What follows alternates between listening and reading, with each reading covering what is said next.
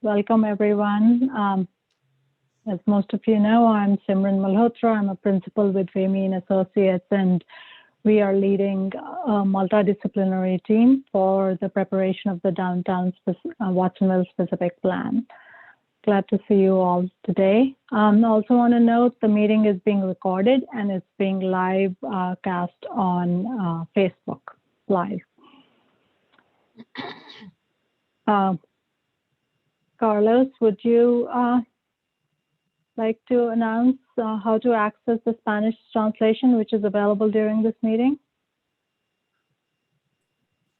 I think Elena needs to, Or Elena, would you? Yes, of course. El servicio de traducción está disponible para esta reunión.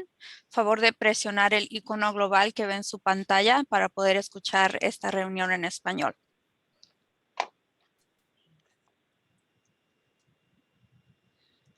Right, thank you, Elena. As folks move over to that room, overview briefly, Zoom meeting tools that are available today. I know most of us have been using Zoom for the last, year plus, but it's always good to have a quick reminder. The microphone and camera buttons are at the bottom of your screen, and these toggle on and off. During the presentation, we'd request that all microphones stay off. If you have a question, please raise your hand and unmute yourself when asked to. You can also submit a written question or comment during the meeting using the chat feature. We'll be monitoring it, but for the most part, we'll be taking those comments and including them in the meeting summary.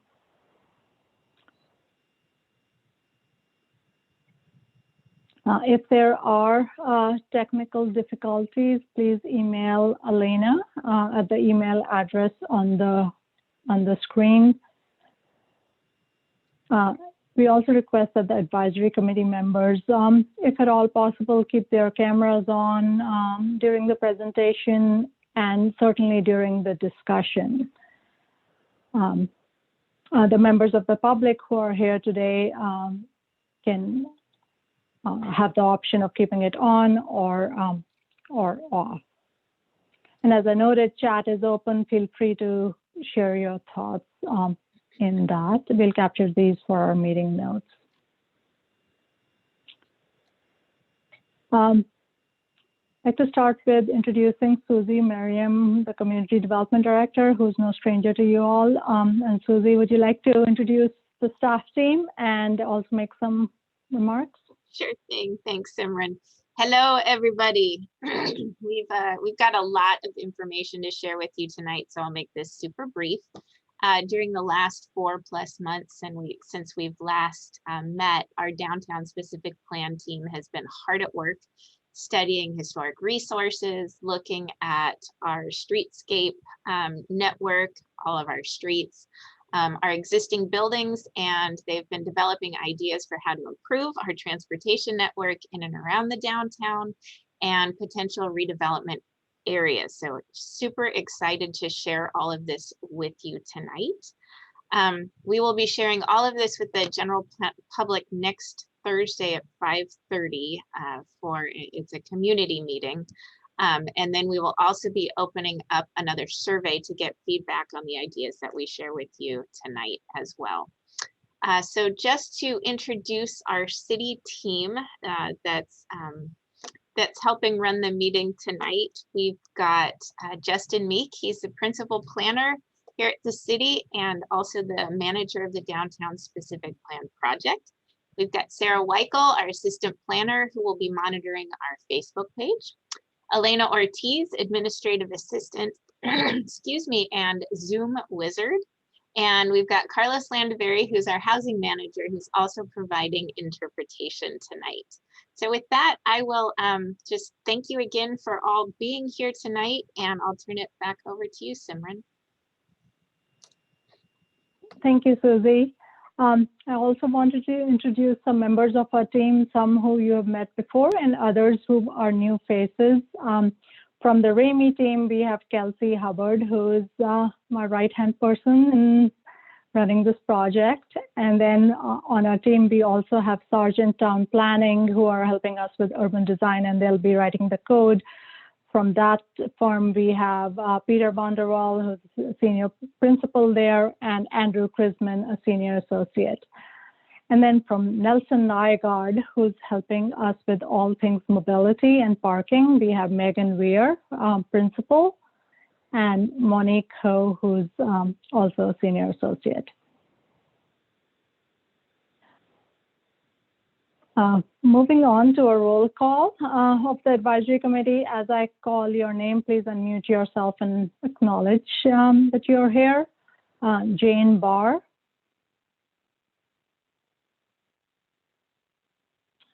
Ed Cervantes. I don't know if you wanted to say something. Good evening. Yeah, verbally acknowledging is fine. The Zoom is going on multiple screens, so it's hard to see who's just making visual cues. So verbal is great. Thank you. Ed Cervantes. Gina Cole.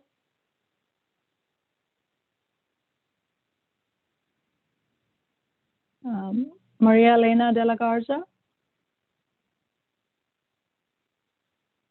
Francisco Estrada. Aurelio Gonzalez. Neva Hansen.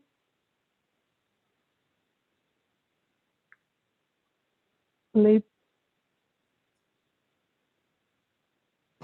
I'm not hearing. Hello, folks. Felipe Hernandez right here, representing Cabrillo. Good to see you, Felipe. And Jean is on by phone. I don't know that she responded, but she's on by phone. Yeah, that's right. I can see her here. Thank you for that. Sylvia Luna. Here. Carmen Herrera Mansour.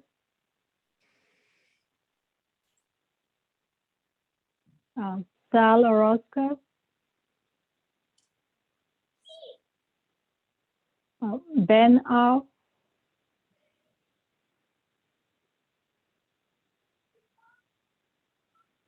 William Au.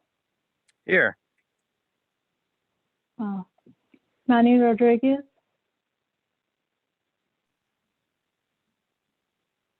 Shaz Roth. Here. Tony Scourge. Brian Spector. Here. And Jenny Weech-Olson. Here. Good evening, everyone.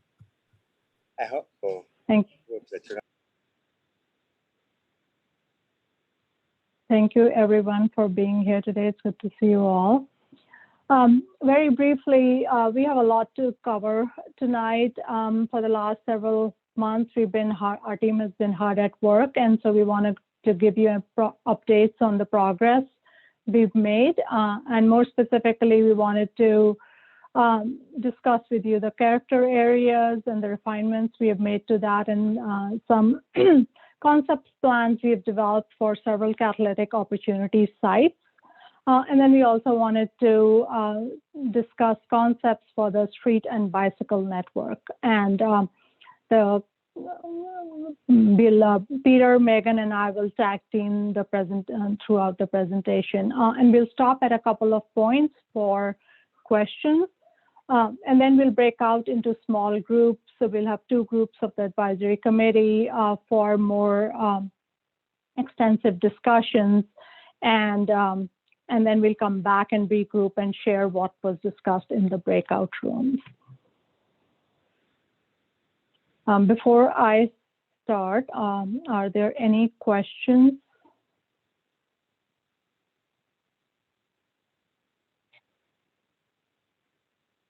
Okay. So very quickly, brief reminder of the overall process. This is a 2-year process with roughly 5 steps. We've completed our existing conditions and visioning, prepared the guiding principles and the overall framework that we discussed with you last December. And now we are bringing back some more detailed concepts and recommendations for the character areas, as well as for the street and transportation, street and bicycle network.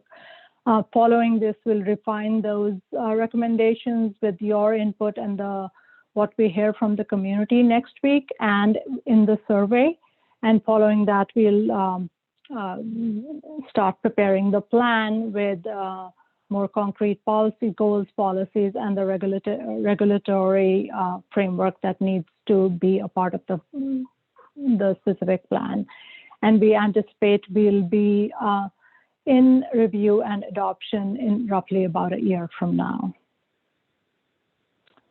So since last time we met with you, which was just before the holidays, we had posted the vision, themes, and guiding principles for review by the community, and we received over 100 comments on those. There were individual markups. We used a tool called Conveo.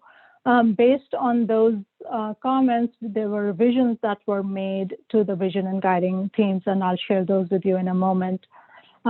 We've also refined the boundaries of the character areas and established placemaking priorities for each of those areas, and begun to look at conceptual plans for various catalytic opportunity sites that have been identified. And then in terms of the public realm design, we have worked on the street and bicycle network that we'll discuss with you today. So very briefly, the vision, themes, and guiding principles, there were a few changes that were made, which are highlighted here, and these were included in the packet that went out to you with the agenda. And so we won't take too much time discussing these here, but I just wanted to comment that based on the input we received from the communities, we added an additional guiding principle which related to incorporating sustainable design elements to improve community health. And this guiding principle was also tied to acknowledging the fact that downtown Watsonville is surrounded by nature. We have the Pajaro River on the south and the sloughs on the north, and there is the opportunity and the desire of the community to ensure that we acknowledge those and connect to those using the streets and the bicycle network in the plan. So as we get into this more detailed discussions, I wanted to spend a couple of minutes framing what we have heard and what the direction of what we want downtown Watsonville to be. And these are just a few of the big picture ideas that we have heard. So starting with, we all acknowledge that downtown's charming and historic architecture and character is precious and should be retained. And the grid pattern and the walkable scale within downtown is something to build on and continue to expand on. There is also the desire to activate downtown with new uses that are active and also use not just uses, but permanent uses, but also use events and programming to activate downtown. And within that framework, there's also the desire to make improvements to the public realm in terms of new streetscape improvements and amenities, using public art and murals as a way to activate the environment, and to reconsider what purpose Main Street serves in order to meet the larger placemaking goals for this part of the city. There's also the desire to see more housing choices while still maintaining affordability. And then, of course, to improve bicycle and pedestrian connectivity and safety, and to address traffic speed and congestion concerns that we heard from a lot of the community members. With that, I'd like to jump into the character areas, and Peter and I are going to present this section. So you'll hear both of us kind of alternating back and forth as we go through the next 30 or so slides. Also wanted to say that as we look at these character areas and the street and bicycle network recommendations, we looked at how we need to balance the priorities and the trade-offs that might need to be made based on the competing interests that we have. And by that, and this is something we'll talk about a little bit more later on in the presentation, but what I mean by that is that we have pedestrians, we have vehicles, we have bicyclists, we have business owners, and there is the same right-of-way that needs to serve the needs of all these groups. And there's a balancing act to be played as to which segment of which street has which user has more priorities. So just keep that in mind as we go through this presentation. You've seen a version of this map before, which is the revised, and this is showing the various character areas. Downtown Watsonville, while it's only 100 acres or so in size, different portions of downtown are very different from each other, and they play a different role as it is, as we see it. And we've made some refinements to the boundaries of these sub areas or character areas, as we are calling them. We've also added in two character areas, and we'll talk about these a little bit more as we go through the presentation. And these two are the Gateway and the residential flex area. The residential flex is along Brennan Street, and it has a slightly different character compared to the commercial flex along Main Street and Rodriguez. It is a much more residential focused street, and will likely stay that way.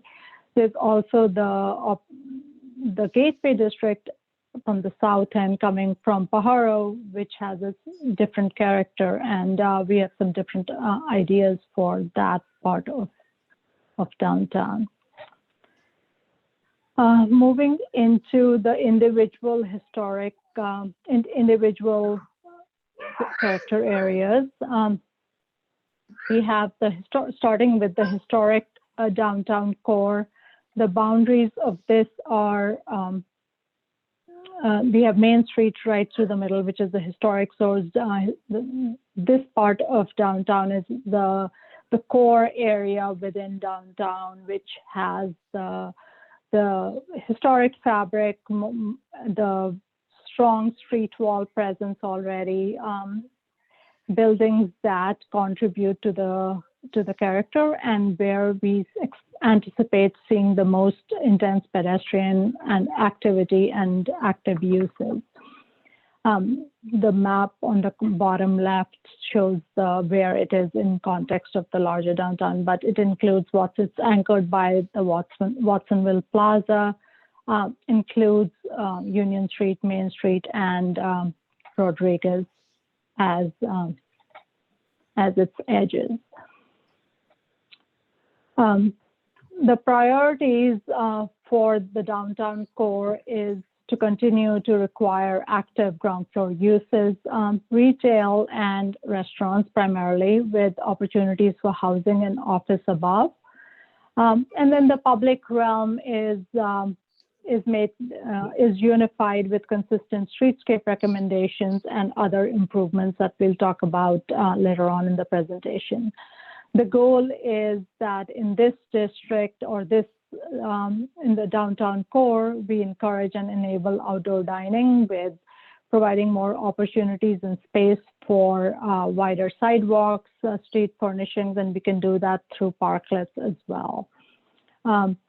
We would continue to maintain a continuous and active street wall, and do strategic infill to allow for that street wall to continue throughout the district. And then over the long term, consider creation of a downtown improvement district that could manage parking supply, create a branding and wayfinding program, and take the lead in programming of special events. Peter will now describe some of the opportunity sites we have identified within the downtown core and describe some thoughts about that, Peter. Sure. Yeah, thanks, Simran. I apologize if my screen was, if my video was jumping around. I was trying to get my pen, which has disappeared, because I was hoping to do some marking on a couple of these as we go through them. So you'll just have to rely on me describing what I'm seeing. So the first, and you can go to the next slide, Kelsey. So the first opportunity site that we have been looking at in the downtown core is the Mansion Block site. One of our first observations, and the reason we include this historic rendering to the right, is looking at the alignments of Brennan and Union. The original alignments of those streets were an offset, like you see, Union Street and Alexander, Union terminating onto a block that fronted the plaza, and Alexander terminating into Beach Street. And thinking about where there might be significant opportunities for infill that could provide and accomplish a number of objectives downtown. At a high level, we're looking at the possibility of reintroducing that configuration. Obviously, that's very complicated, and there's a number of things from a traffic flow, from utility placements and other topics that would need to be considered. But at the highest level, if you could realign Brennan, reconnect Brennan to Alexander, like in the next illustration. Next slide, please.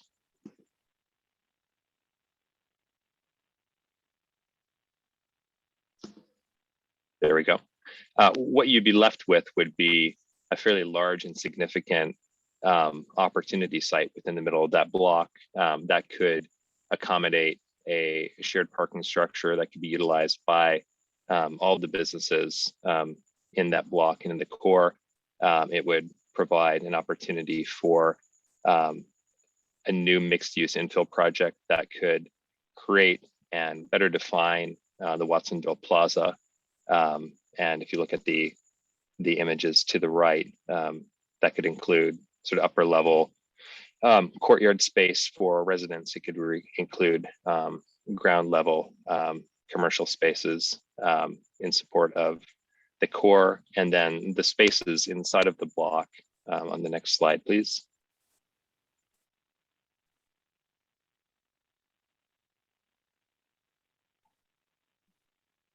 Next slide, please. Might be a little delayed on my end. What that could create internal to the block would be a series of activatable paseos, plazas that could include amenities like outdoor dining, outdoor cinema, and a variety of uses.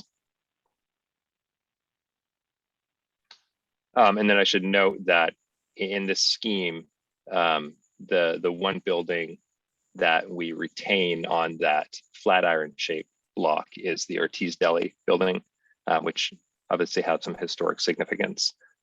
So I wanted to point out that this concept is sensitive to wanting to maintain and preserve some of the buildings of significance in the area.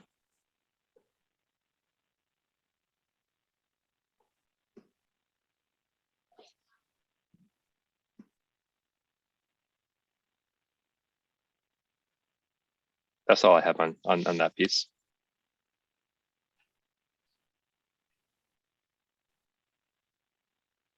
Okay, so then moving south of Main Street in the block with the Gottschalk building, which we understand currently has a proposal for a new school use to be inserted into that building over ground floor commercial. Really what we're looking at here And similar to the concept in the mansion block above, the main idea is how do you get better circulation through some of these very large blocks. So if downtown, and particularly the historic core, is to be a very walkable, comfortable, easy to get around environment, then some of these blocks are going to need to be, some of these large blocks are going to need to be subdivided into smaller chunks.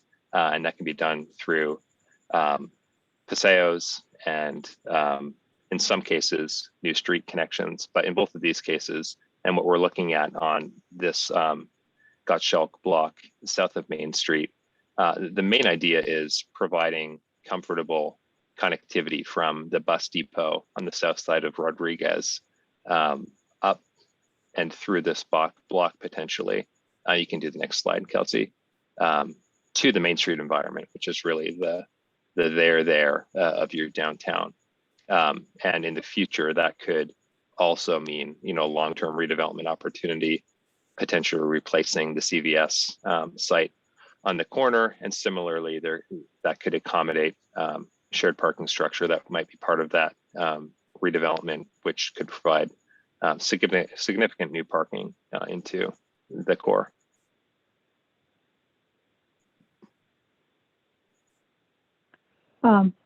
Switching gears then to the next site, next character area, which is the civic core. As you know, this encompasses the civic center, the city hall properties on the others across Main, the post office site, and then the fire station site. So it's a character area which is primarily has public ownership to it, and because of that, we think it offers a lot of potential to be one of the catalyst sites in the city. The vision for this character area is to redevelop these majority city-owned block between Main Street and East Riverside Drive with active mixed-use infill, and to be able to accommodate the city functions within that new development. There's also the potential to consolidate some city services on the fire station's site that's on Rodriguez and Maple, and the potential there is for the police and fire services, essential services, to be consolidated on that particular site. And Peter will talk about this in just a minute, but the idea is the Civic Center, the block on the east side of Main Street, can have essentially be a transition from the more intense uses on Main Street, and then transition down to the neighborhood scale as it moves towards Union. And then there's also the priority of ensuring that there's consistent and unifying streetscapes and public realm improvements along in this block as well to improve walkability. There are already some improvements that have been put in place by the city when the City Hall was, or the library building was rebuilt, and there's the opportunity to continue to build on that. Peter? Okay, next slide.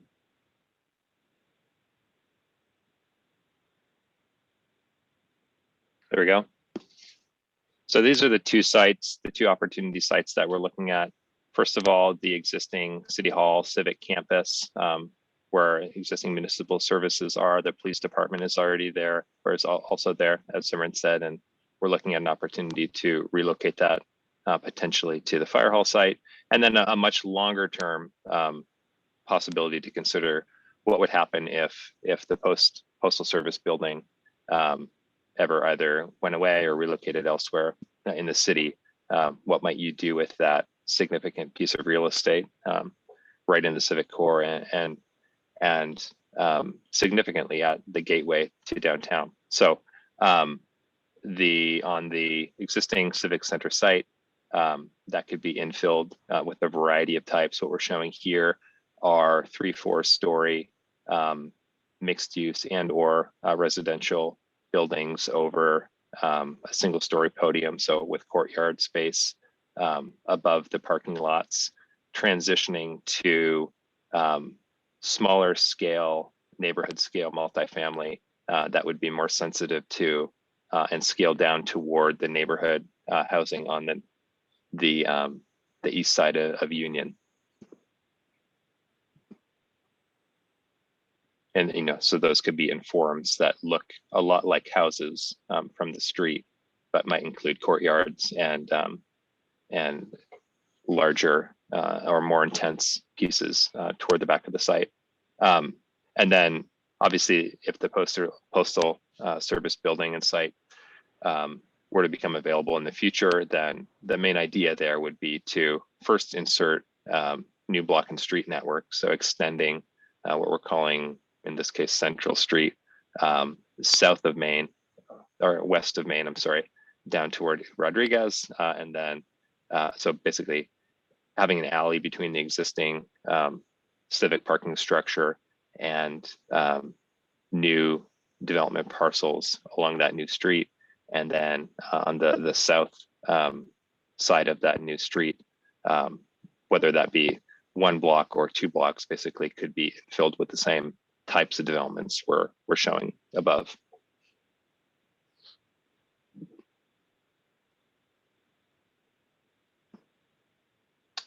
So again, going back to that idea that police department services might be relocated to the existing fire station and museum site. So that is the existing site, a large parking area in behind the building. I think this actually drawing shows more than we actually intend to. What would be more likely would be that you might get new buildings lining Rodriguez and 2nd Street, and the interior of that site would be available for parking and storage of fire vehicles and whatnot.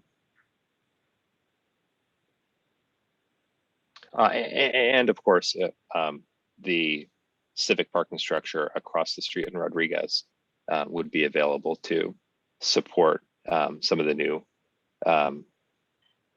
needs of the new police department building there.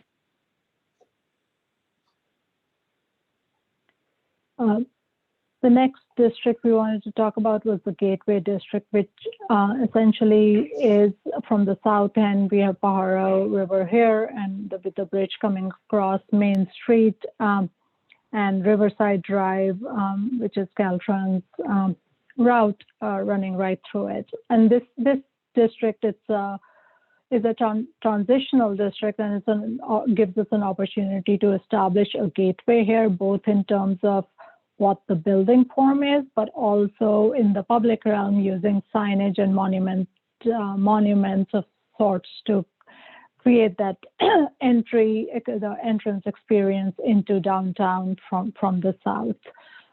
Even though we don't show this as in this district, that's also the opportunity that can happen at the north end from at Freedom and Main. The anticipated development in this area is to have a building form and uses which are transitional as it enters into the more intense civic core and the historic downtown core. So this district is an entrance district which over time will establish the experience, set up the experience that one would anticipate seeing as we move into to the heart of downtown. And then, of course, having consistent and unifying public realm improvements. The next district is Commercial Flex, which is essentially covers the portion of Main Street just past the historic and civic core. It's what extends partly around 5th Street all the way to the north end along Freedom. And then there's a portion of Rodriguez Street on the and between Lake and 2nd, which also falls in this particular character area. The intent of this is to continue to build on the existing street network. Main Street and Rodriguez are both existing strong streets within downtown, but to make improvements that increase connectivity to the rest of the network and to ensure that infill development that occurs here is of the type that provides has activating uses. Now, those don't necessarily need to be retail. They can be standalone housing options, especially on Rodriguez. But for the most part, we would expect to see active uses on both Rodriguez and Main Street. There's the opportunity site that Peter, if you like to talk about here.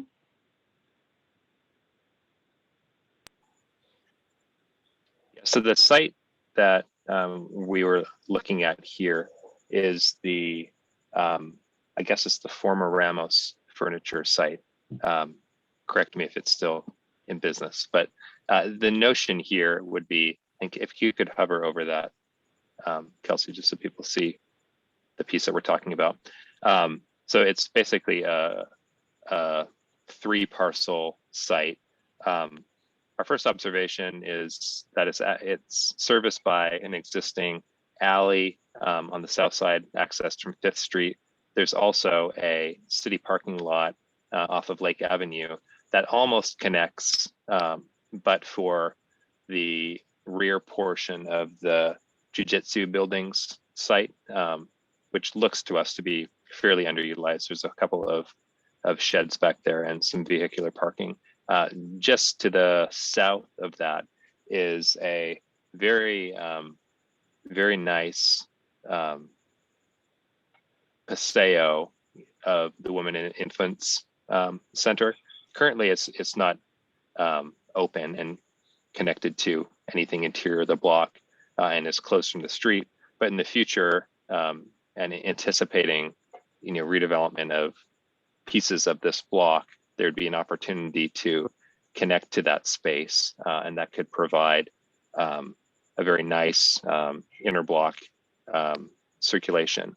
So what we looked at here was a concept of, on the main Ramos Furniture site, a simple podium building. So what you're seeing there is basically a building over a surface parking lot that would be lined at the ground floor of Main Street with commercial liner, and then would have access to residential units or office use that would have access to a upper level courtyard space above the parking podium. That could be a 3 to 4 story building. It could accommodate a significant number of residences or a significant amount of office square footage into downtown.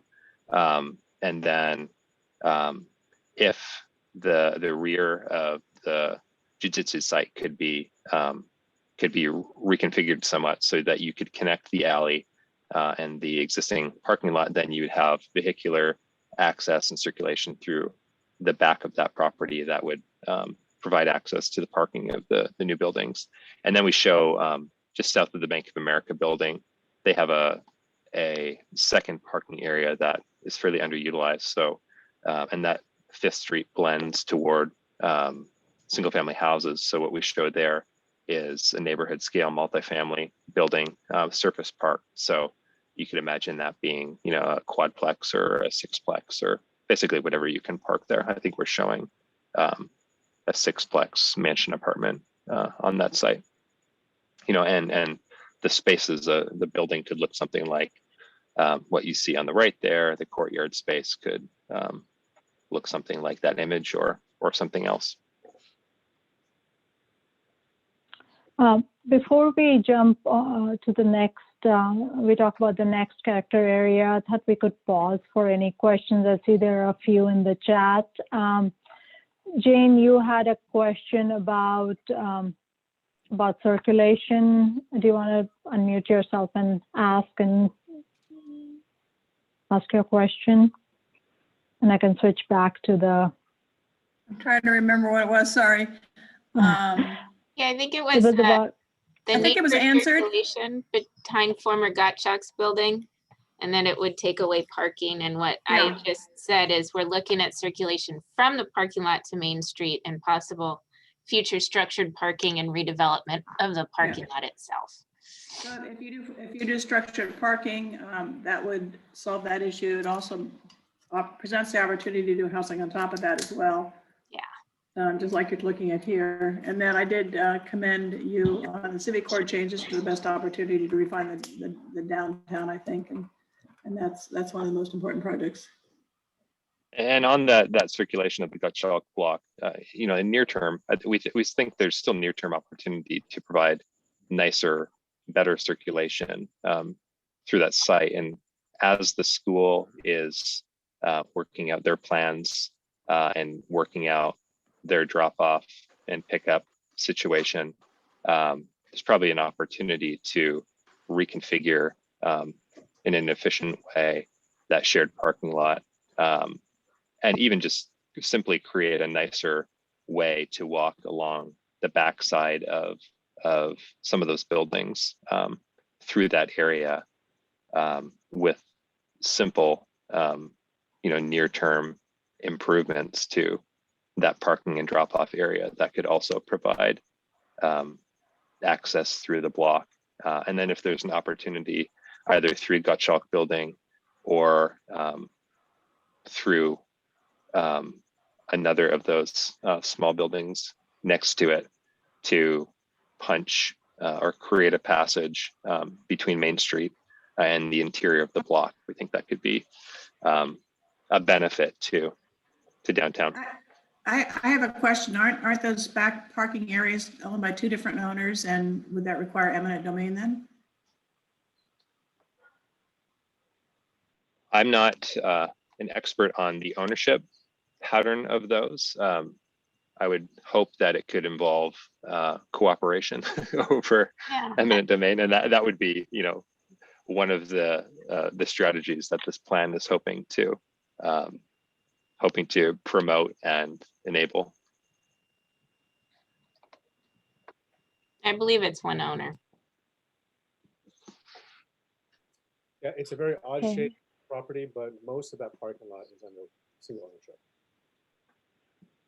I have a question about the previous slide, the one that was showing Main Street between Lake and Fifth. Mm-hmm. And can you show it? You're talking. No, talking the about this- previous to that. I think the one on the Oh, Ramos I see. Furniture site. Of course.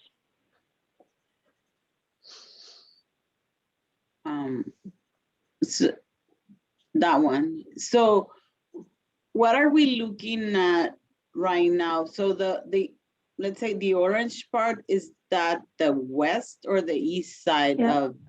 of This is Main? the west.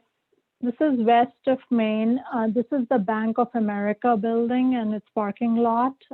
If that orients you, and the Ramos building furniture store is in here. It's the Ramos and the Pumped, the Jump House site. Yes, yes. So, and what is the plan there? What is the proposal?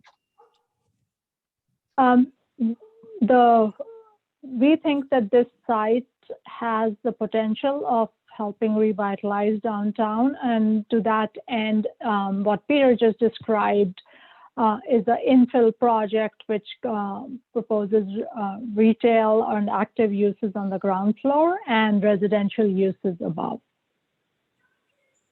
Okay. Thank you. Mhm.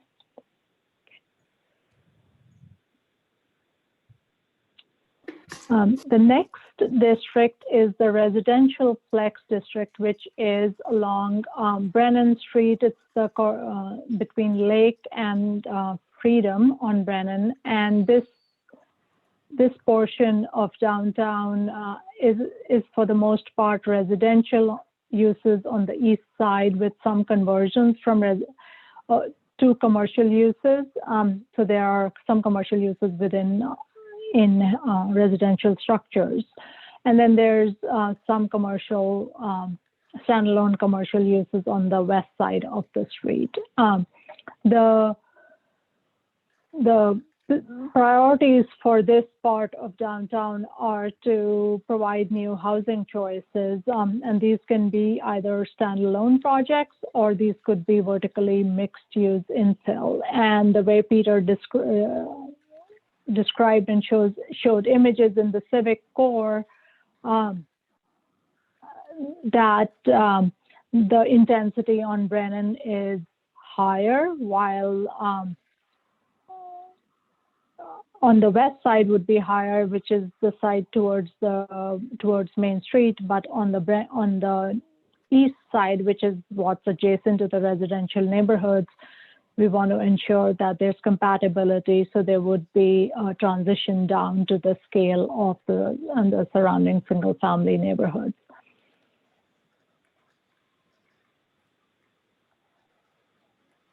And the east neighborhood is anchored by Martinelli's, and this is, as you can see, it's got Beach Street, Center Street, and Martinelli's is a big portion of that particular block. The vision for that is adaptive reuse. There are several different types of uses that would be appropriate on that site that could support activation in downtown. It could be residential, commercial or office, civic, and certainly even educational. This district would allow neighborhood scaled multifamily uses, the missing middle type of housing types, could be row houses, courtyard housing, etc., which would be compatible with the existing character of the homes in that area. And the goal is to preserve the historic homes within there, which are contributing structures to a potential historic district as well. The west neighborhood, which is along Rodriguez and in the area between Main Street and Walker, there's a mix of residential uses where there's a fair amount of population existing today. And the vision for this district includes, again, continuing to build on the uses that are there, allowing multifamily product, and then transitioning this area to contain a wide variety of active uses that is supportive of the more intense uses in the historic core. The last district is the workplace industrial, and this is along Walker Street, just to the east of Walker. And this district, as you know, is a part of the larger West Side Industrial, which is the industrial uses on the other side of Walker Street, outside of the specific plan area. And the goal here is to encourage and incentivize adaptive reuse of some of the industrial structures that are in place, but also take advantage of many either vacant or underutilized sites, and to consider intensification on those sites. The type of uses we would anticipate seeing here are business incubator for tech, creative offices, breweries, roasters, art galleries, etc. Kind of a mix of uses which are reminiscent of what you see in Santa Barbara in the funk zone. There's also the historic depot site, which is located in just at Walker, and where Walker and Beach come together. And that site has and we have some, and I'll let Peter talk about it in just a minute. That portion of Walker Street has the potential of activating the entire district with improvements to building frontages and the potential for new businesses and leveraging additional pedestrian activity that might occur there. Peter? Just sorry, I'm just waiting for it to show up on my end.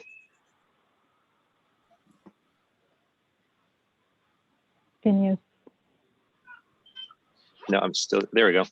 Okay, so yeah, as Simran mentioned, we focused on the area around the historic depot with the thought that in some distant future, if there ever a return of rail, light rail to the downtown, or even in the near term, if the rail right away becomes a significant bicycle infrastructure connection into downtown, that this area really becomes a landing point of the downtown. And given many of the underutilized large industrial uses directly adjacent the neighborhoods of downtown, there's a number of opportunity sites here for something that preserves some of the gritty character of this district, but that could adaptively reuse it and take advantage and leverage some of the built interest here. So what you're looking at here is really a prototypical approach to how you could activate this area. So what we're showing is, my pen's not working. What we're showing is turning some of the parking areas in front of what might be former industrial businesses into areas for outdoor dining, congregating, social space. If some of those buildings were reused for brew pubs, maker spaces, art galleries, coffee shops, coffee roasters, you could get a critical mass of activity in an area like this, and this could become a district of its own. And then what we're showing on the site behind some of those existing industrial buildings that might be reused is the opportunity to insert new housing on some of the larger vacant or underutilized pieces. So again, the space is reutilizing industrial uses could look like the images on screen here. On the next slide, new housing could support this district, and this could be, a fun and interesting and different place for folks to live who want to be in and around uses like these. So just an example of, again, 3-4 story housing. It might have some commercial on the ground floor, probably less likely given just the sheer volume of potential commercial space you have in this area. So those might just be standalone residential projects, but by nature of their proximity to some of these commercial uses, you'd be forming a new kind of mixed use district in the south west of downtown.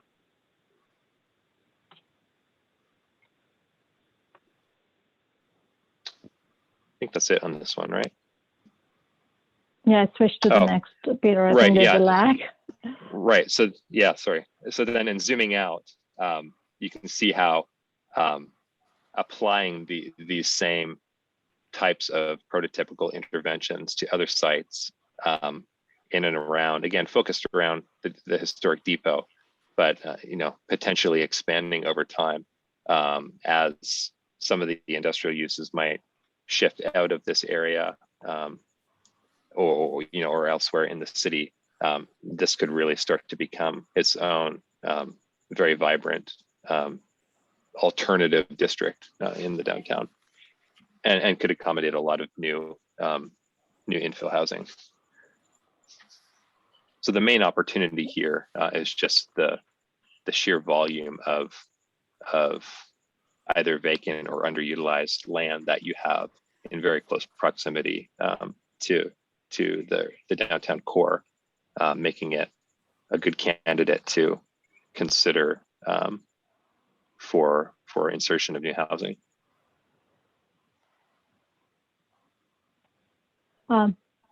Thank you, Peter.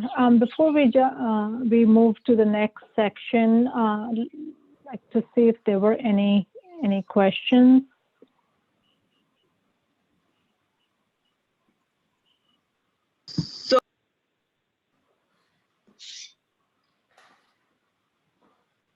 So every time that we're talking about housing, are we thinking of what type of housing?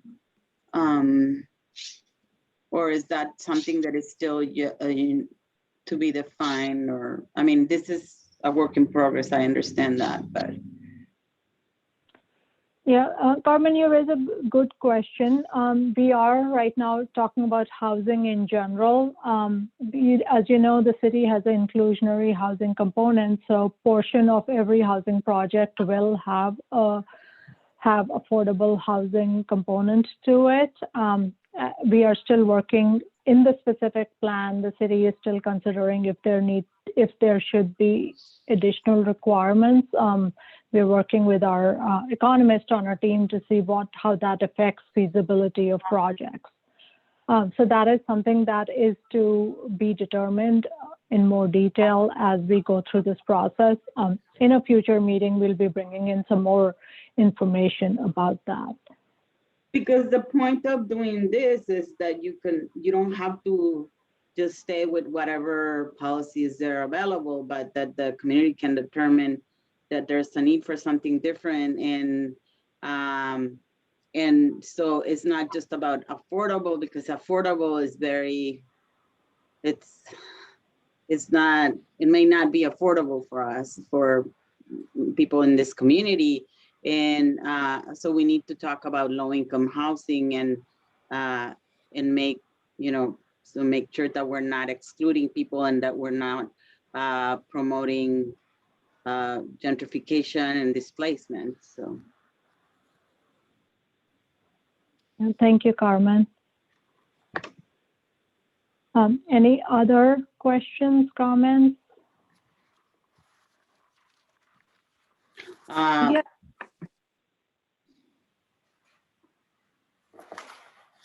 I think if there are more comments to if you can hold those till a little bit till we go to the breakout rooms. We still have one section of the presentation and I'd like to get through that, and then we can have a more a longer discussion on this topic. So Peter?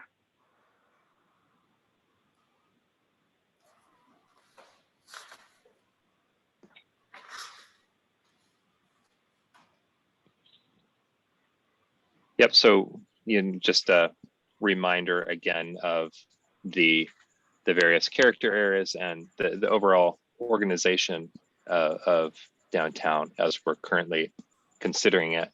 And then on the next slide, I just want to provide this segue as we're starting to talk about now moving into talking about the types of improvements, potential interventions that might be made to the street network of downtown. Obviously, and the last example that we were just looking at in the industrial district is a great example of this. In order for the current industrial district to be an environment that would be suitable for new housing and suitable for the types of uses and activities that we're envisioning, might someday be there. Improvements and changes would need to be made to the public realm environment to transition that environment from an industrial district into, an urban neighborhood active environment. So as we think about that, and as we now start to think about what types of improvements could be made to some of the streets, I just want us to be thinking through the lens of downtowns are they are very complex organisms, and they have numerous layers and numerous elements that the success of downtown as a whole is reliant on appropriately balancing considerations in each of those topics, physical design, economics, social dynamics, programmatic layers, balancing those in a way that causes downtown as a whole and each of its unique parts to succeed. And what that implies is that in different parts of town, some topics are going to be and need to be higher priorities than others. On streets, for example, so streets serve many roles, and in some cases, those roles are competing with each other. So they need obviously to provide for vehicular and traffic and transit circulation. Obviously, a big consideration is mitigating against traffic congestion. That's something that's always a concern. Streets also, contribute to the bicycle circulation network. They also contribute to the pedestrian circulation network. So what needs to be done to the streets to make them safe, comfortable, enjoyable for people to navigate through downtown? And in an urban and downtown district such as this, the streets are really the outdoor rooms of your city. So they're the social places where all of the activity happens. So in places like the historic downtown core, focus may need to be placed on, making it safe, active, and comfortable for people over some other considerations. In the downtown, they also support businesses. So they're providing exposure to shops and restaurants. They're also providing convenient curbside parking. So as we think about, what changes could happen and where, we are thinking about these as a team through all of these lenses and trying to balance all of the needs of each part of town to accomplish, the overall goals of this specific plan, which is to create a very active and successful downtown Watsonville. So I just encourage you to be thinking about and sort of thinking about the interventions we're about to show you through that lens, because every street can't accomplish every one of these needs perfectly. So there's trade-offs that we're thinking about as a team, and we'll have to make decisions about, as we move forward. Megan. Great, thanks. Yeah, ready for the next slide. I'm gonna do my best to call out what some of those different functions that the streets play are and the trade-offs that are at play. There, like Simran said, there is a lot in this presentation to get through. So I'm gonna go through it pretty quickly, but the aim is that we have time to discuss all of this in smaller groups. So there's a few layers on this slide, and you can maybe go ahead and click through. Yes, we can see all of this. So this slide illustrates that will highlight some of the key regional and crosstown networks, and in thinking about all of the different functions that downtown streets play, we'll talk a little bit more about how to address all of these functions along with those downtown needs that Peter just described, and some of the priorities that have been just already discussed in terms of the land uses. But want to recognize that there are quite a few important regional connections on these arterials and local streets as well. Next slide. So one of the key kind of high visibility multifunction examples is the Caltrans route 152, and you can see on this slide 129 also along Riverside over on the right edge of downtown, on the south edge of downtown. But this couplet is a really good example of multifunctioning streets because it's currently configured as a one-way couplet on Lake and Beach, and those streets are fairly dominated by vehicles, and we'll talk more. We have some images of cross sections in the next section, but yeah, thanks for moving this slide along. I forgot there was more showing up there, but want to recognize that this is really means that these streets main function is the Caltrans route, and there may be some ways for us to better integrate the downtown needs onto these streets. Next slide. So in the short term, there are opportunities. Oops, sorry, I'm losing track here. Okay. There are opportunities to calm traffic and make these streets work well within downtown as one-way streets. And then we're also thinking about how these streets fit into and support a downtown environment, in addition to carrying through traffic and considering options to reconfigure as two-way streets. And I think this one slide has a few more layers that you can click through. So you can see we're thinking about taking that yellow portion out of the downtown, or sorry, out of the 152 configuration. So Lake would be two-way instead of one-way, and carry all of the 152 traffic, and Beach could serve as a local street. Next slide. And this slide presents a quick overview of how multi-lane one-way streets are really all about moving traffic through an area rather than connecting to the neighborhood. Whereas by converting streets that are wide enough to two-way streets, there are opportunities to slow vehicle speeds, facilitate more direct connections to businesses and emergency services, and to provide more bike and pedestrian connections on streets that have calmer traffic. So wide multi-lane one-way streets are the streets that feel the most like highways, whether you're in a car or on the sidewalk. And when we're in moving around downtown, we really don't want our streets to feel like highways to either the drivers or the people walking around on the street. Next slide. All right, so this next section, we're going to share some ideas for street improvements on the primary downtown corridors, and specifically talking about Main, Beach, Lake, and Walker. And Peter might chime in to help reinforce some of those points about all of the different functions that downtown streets have. So starting with Main, this is an image of the existing, and what we want you to notice is that it's fairly wide. This is a portion that does serve as 152 north of Lake and Beach. There are 10-foot sidewalks, which is wider than we see in a lot of residential neighborhoods, but it's actually pretty narrow for an urban district, and it includes the trees and the street lamps. So functionally, the sidewalks don't provide 10 feet of walking space, and they certainly don't provide additional space for street furniture.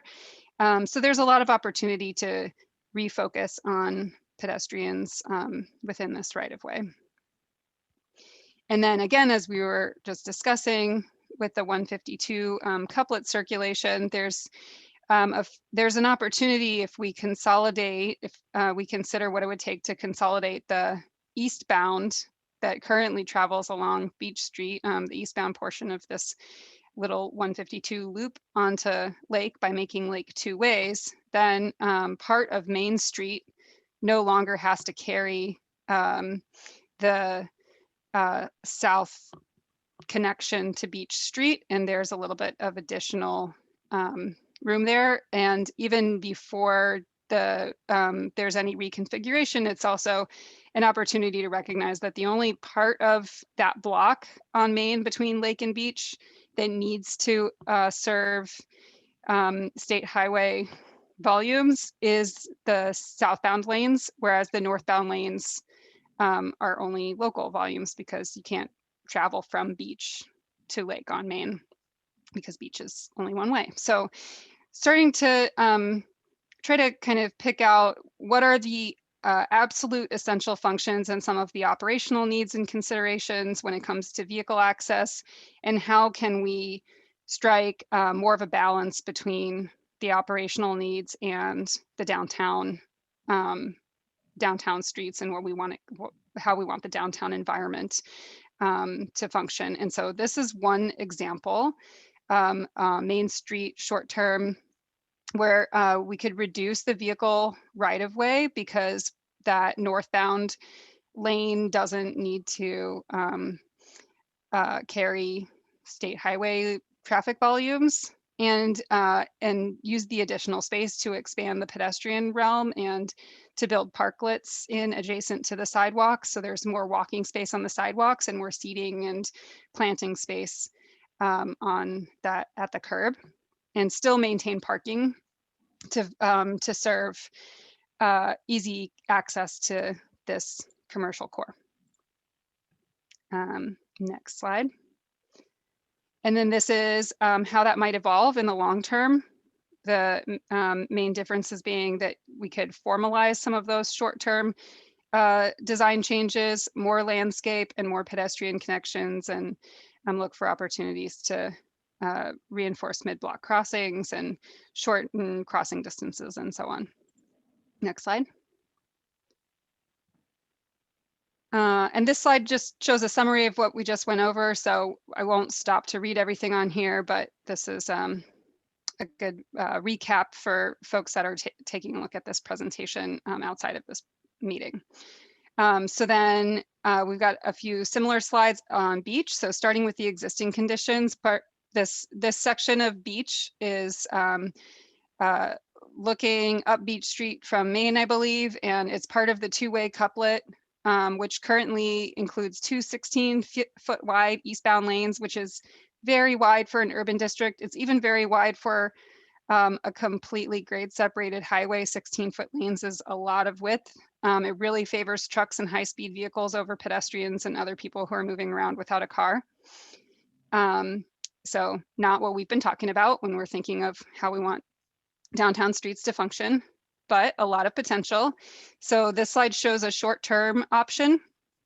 And the simplest thing we could do is simply narrow the vehicle lanes, keep 2 lanes in one direction without having to go through any long-term, highway reconfiguration process, but narrow them so that the highway as it travels through downtown is traffic calmed, and shorten the pedestrian crossings. There could be bulb outs at the curbs like what we showed on Main Street. There could be mid-block crossings, and there could be opportunities to have some bulb outs in place of parking at those mid-block crossings. And then that still allows for keeping on-street parking in this part of the commercial core. Oh, and then long-term, we could revisit the 152 configuration and change the one-way couplet loop with Lake into two-way streets, in which case Beach would no longer be serving as part of the Caltrans route, and there's an opportunity to have two-way traffic, and similar to Main, more permanent landscaping and pedestrian improvements, and maintaining those narrower vehicle lanes and maintaining on-street parking. Yeah, and just to clarify one point there, so in case it's not obvious to folks, the reason we're saying and the differentiation we're making between sort of short-term and longer-term interventions, the short-term here, and the reason those have those ziggy-zaggy color patterns on them, those are what we call tactical interventions. You could do that with simply paint, some movable planters. So you could basically restripe and paint those areas into your street and start to reconfigure it in the ways that you'd ultimately want in the longer term. The longer term might include physical moving of curbs and permanent landscaping in those areas. Great, thanks, Peter. That's helpful. Are you considering here that what did they call? They were been trying to like reclaim or something the street and take it off of the system of the highway system. Well, there's some term for that, and I can't remember it right now. But so yeah, so that's why is the long term also different, because you're trying to, so the long term one chose one that is no longer a highway, or is that what is that part of the proposal? Yes, that's part of what we're describing. So yeah, there, I'm just seeing it in the chat as well, that there would be a relinquishment. There are all sorts of process considerations to go through, and we've had conversations with Caltrans. It sounds like something that they might be up for, but without committing to, this absolutely can only happen with relinquishment. We want to identify that there are ways to improve the environment, the downtown environment on Beach Street, even if it remains in the short term as part of the Caltrans facility.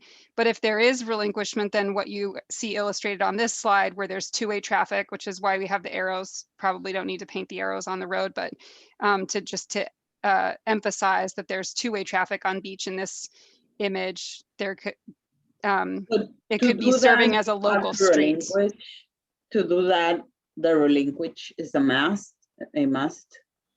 That is, I think, still up in the air. So there may be some ways to coordinate with Caltrans to change the configuration of 152. There's some flexibility about exactly how that looks. Yeah, there's certainly more constraints on certain topics if this part of the couplet stays Caltrans route, and if it can be relinquished, obviously there's much more flexibility with regard to some of the things. Like even in this illustration, we're showing a mid-block crossing from the central access of the Watsonville Plaza into that inner block paseo that we showed you earlier in the presentation, in a theoretical development project that could happen internal to that block.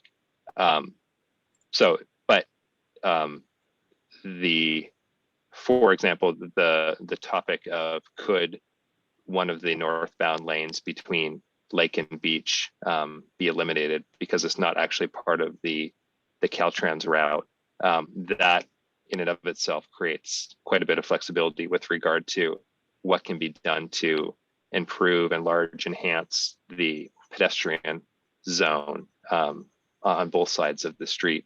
That could really help support and activate businesses at the ground floor of those buildings. So it's not a requirement. I mean, it's not either the route is relinquished or this cannot be improved. It's just a different and an additional constraint on the amount of flexibility there is to really cause meaningful interventions. But it can be improved and enhanced in either case. Justin, you I see your hand raised. Yeah, the only thing I just want to highlight and share is that we've had ongoing and recent conversations with Caltrans. We can barely hear. Yeah. The only point I just want to share is that we've had ongoing and recent conversations with Caltrans that have been very positive and speaks to a different relationship with Caltrans moving forward and more possibilities for making change to State Route 152. So without going into further detail on what the possibilities, yes, it is takes a lot of time and effort to make those come to fruition, but some of the hurdles or barriers of the past may not be there in the future. Thank you, Justin. Yeah, Megan. Right. So the Lake Street, of course, as we were just saying, is the other piece of that one-way couplet that functions as 152 and also functions as a commercial street in downtown. And so the existing Lake Beach, it has wide travel lanes and it does have some parking. The parking is a little bit different on different blocks depending on how many driveways there are, but narrow sidewalks, so lots of room for enhancing the pedestrian experience again. And then next slide. In the short term, we could employ some really similar traffic calming strategies as we have presented on Main and Beach, narrower vehicle lanes and adding a buffer between the parked cars and moving cars and trucks. It would improve the pedestrian environment. It makes room perhaps for planters, and those also help to visually reinforce the downtown setting and enhance the pedestrian experience and provide some separation between high speed, high volume cars and trucks and people who are walking or getting around without a car, and also just helps to lower the speeds. On next slide. And then in the long term, as a parallel, literally, and for the 152 design to Beach Street, we would revisit the 152 configuration and the one-way couplet loop with Beach, consider consolidating all of the 152 traffic onto a two-way Lake Street. So there's no longer a jog over to Beach and then back for eastbound traffic. And this is the simplest illustration of what that might look like in the long term, but I do want to note that on depending on the side street access, local access needs and driveway access needs, it might be useful to have one lane in each direction and also a center running left turn lane.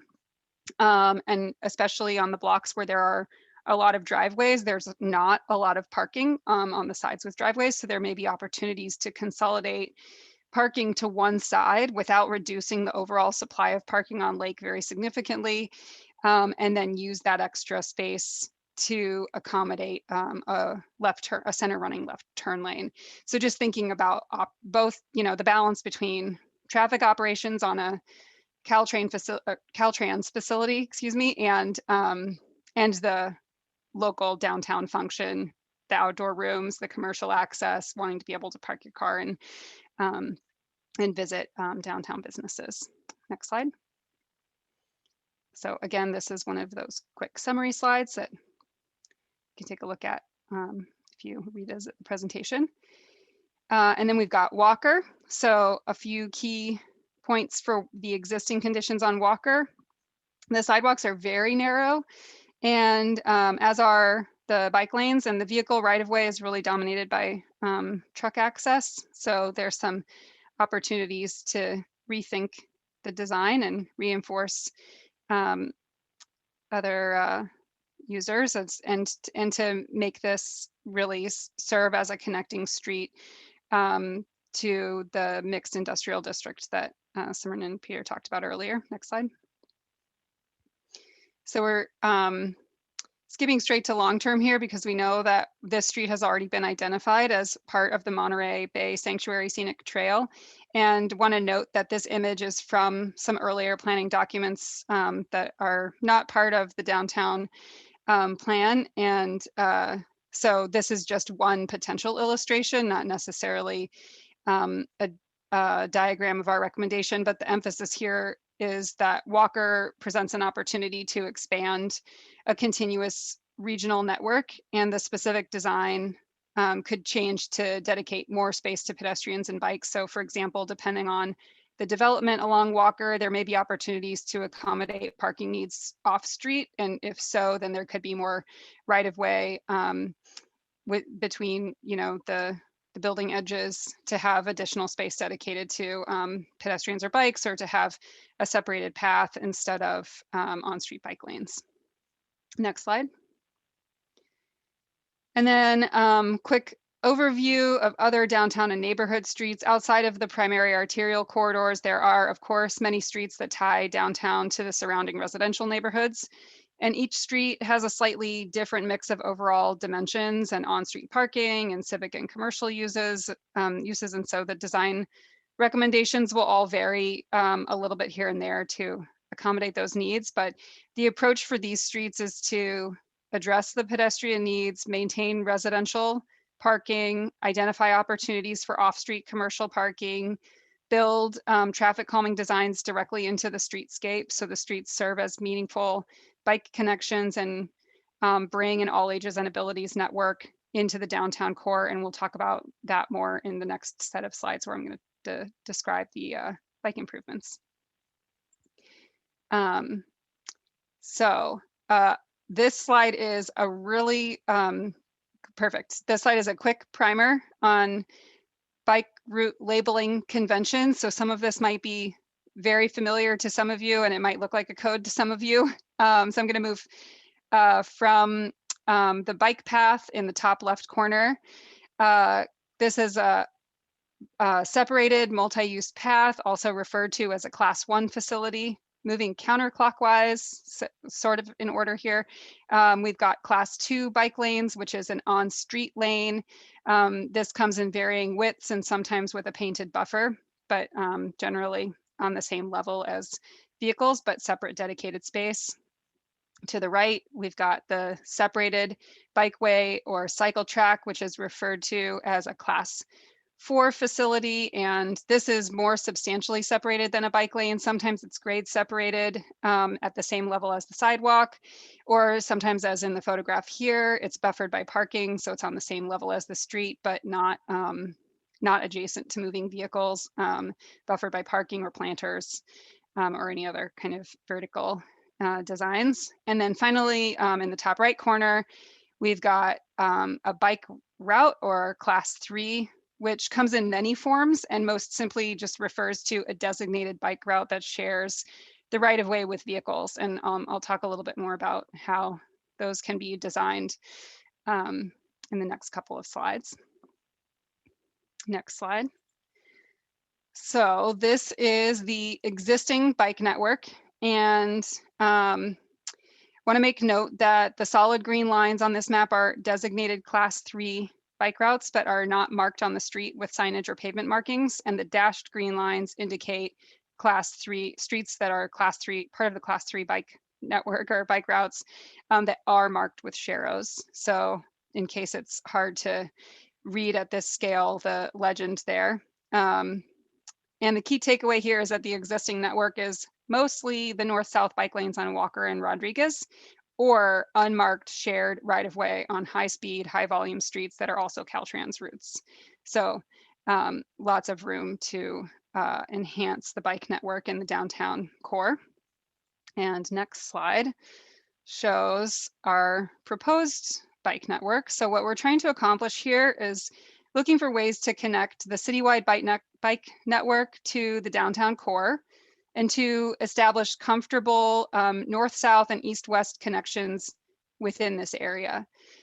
So on this map, markings are set up a little bit differently. So the solid lines show the elements of the existing network that we recommend maintaining, and the dashed lines illustrate the opportunities to expand the bike network or proposed new elements of the bike network. And if a few things that are worth pointing out, with really small additions to Rodriguez and Walker, there are opportunities to connect directly to the Pajaro Levee Trail, and those and also to enhance the existing class 2 or painted bike lane lanes that exist on those. As parallel to Main Street, we are noting that Brennan and Union could serve as another north-south piece of the network through downtown. Brennan and Union are too narrow to, and also include some residential parking, so which we assume is not as flexible as commercial parking because it can't usually be accommodated with off-site or backlots. So there's not enough right-of-way to accommodate a designated class 2 bike lane on Brennan and Union. But these narrower neighborhood streets can serve as the north-south route east of Main with traffic calming designs that reinforce low speeds and volumes, and also intersection treatments to support bike access across the main east-west arterials like Lake and Beach. For east-west connections across and into downtown, we're recommending a mix of class 2 and enhanced class 3. And the next slide shows some pictures, but I'll finish describing what's on the map here before we jump to that. So these streets like 5th Street and 2nd and Maple and Ford over on the north end of downtown are narrow, and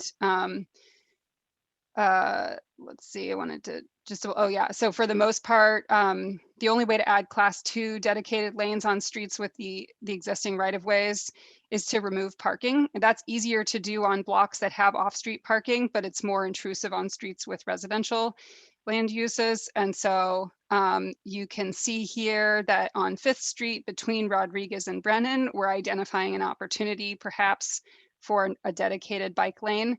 That would be a class 2 facility. But further west of Rodriguez, between Rodriguez and Walker on 5th Street, that street is residential, and we wouldn't want to remove the parking. So we would rely more on traffic calming designs to make that a comfortable enhanced class 3 street. The other thing that might stand out here is that Lake and Beach and Main are not illustrated as part of our recommended bike route. And that is because those are high volume streets where there's a real emphasis on meeting the other mix of needs, as we were discussing earlier. And for example, on Main, really want to focus on the pedestrian environment and additional space for parklets. And on Beach, the only way to have a dedicated bike lane would be to remove parking. And most of Beach does include commercial uses. And so there are a variety of trade-offs to consider there.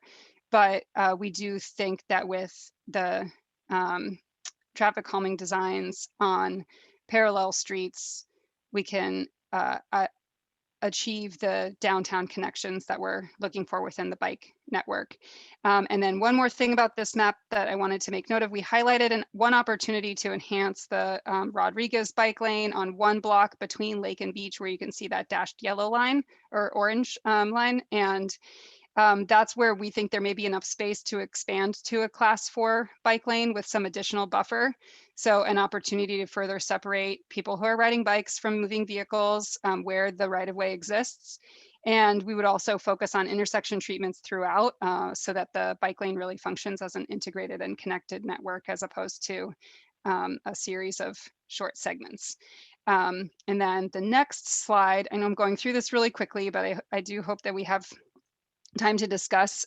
This shows a few examples of enhanced class 3 designs that support traffic calming, by which we mean lower vehicle speeds and volumes.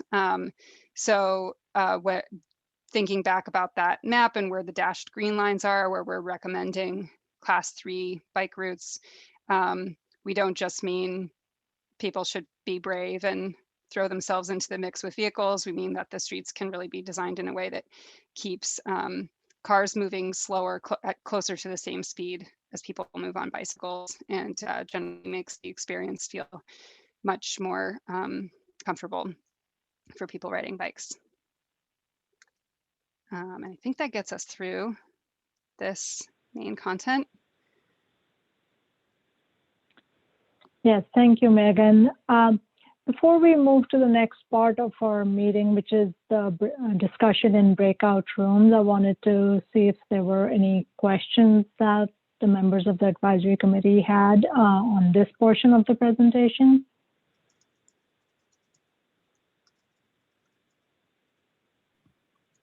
Can you allow for a break? Yes, of course. We can take a few minutes if people want to break up. In the meantime, we'll set up the breakout rooms. So when you come back, you'll be assigned to one. And I think we've got to, keep on reminding this committee that at the very beginning of our meetings, everyone said we need cameras on the street lights because people run the lights all the time. We have fatalities and people getting hit, and I don't want to lose sight of that. We really need, especially with federal money coming in, I would hope that we could donate some of that money towards that effort. Thank you, Jane. That's a good reminder.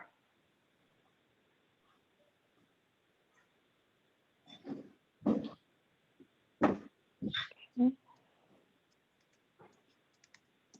Other questions? Do we have a time where And you're then- supposed to be back, or are we just supposed to take a minute to do whatever? Just take a minute. We can keep the conversation going with those who don't need to take a break. If there are others with questions, you can answer those while we wait. Yeah, I would just offer that for those that need to stand up and stretch, let's take an opportunity to do that right now. And then sit right back down so we can move forward. We have still a lot we'd like to discuss and want to take as much opportunity for the time we have together. Yes, thank you. Neat, got lots I of. have a question for Susie. Oh, sorry. Yeah, ahead. and we'll have public comment at the end of this advisory committee meeting. So if you could just hold the comments till that point, and then we'll talk more then. I was just saying, since we were on break and everyone was holding, do you know when that will be? When will what be, Ellie? When will public comment be accepted? Oh, yes, as we are going to go into breakout rooms, and actually you'll be able to offer your thoughts at that time.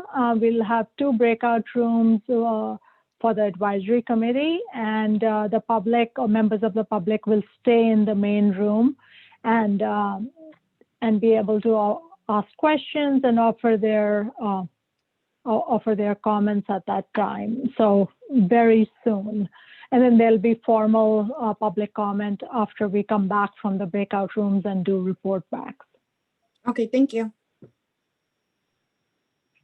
course.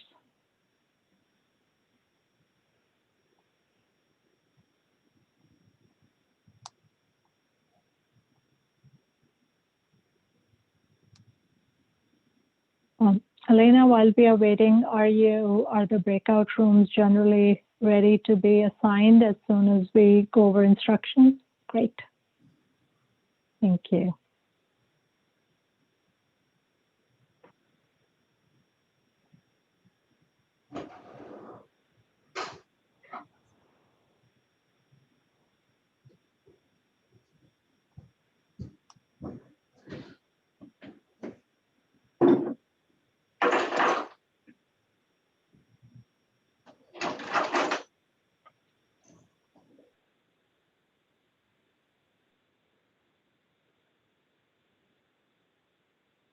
Okay, I think folks are back, so we should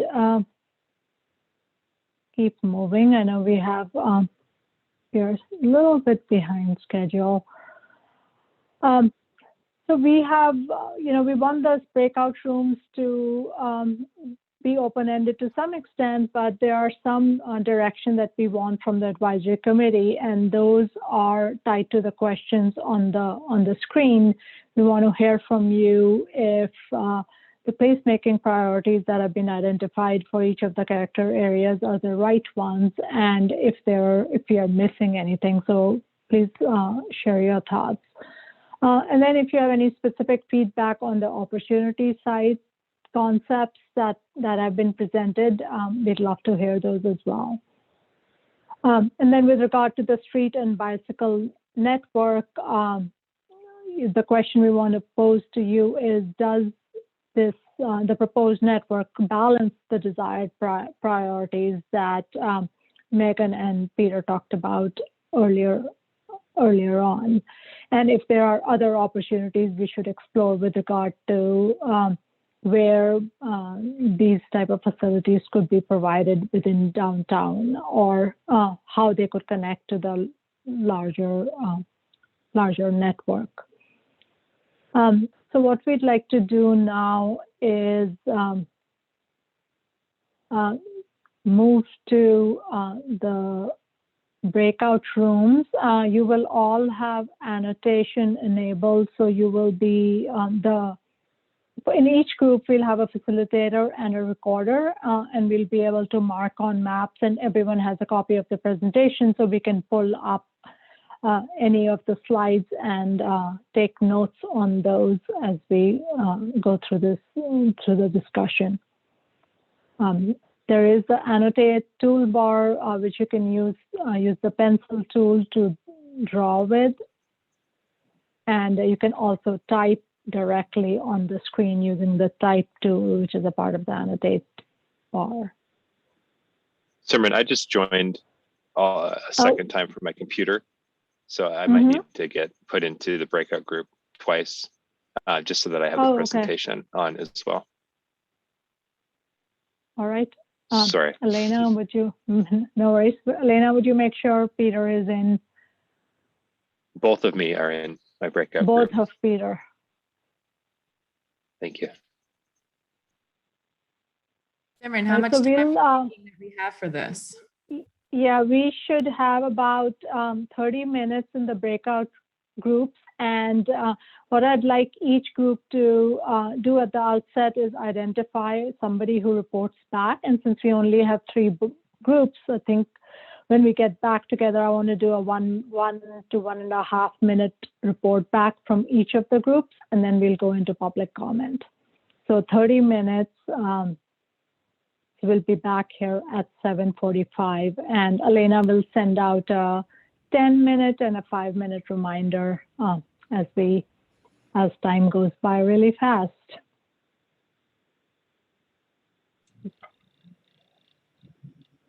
So Elena, you can assign folks to the breakout room.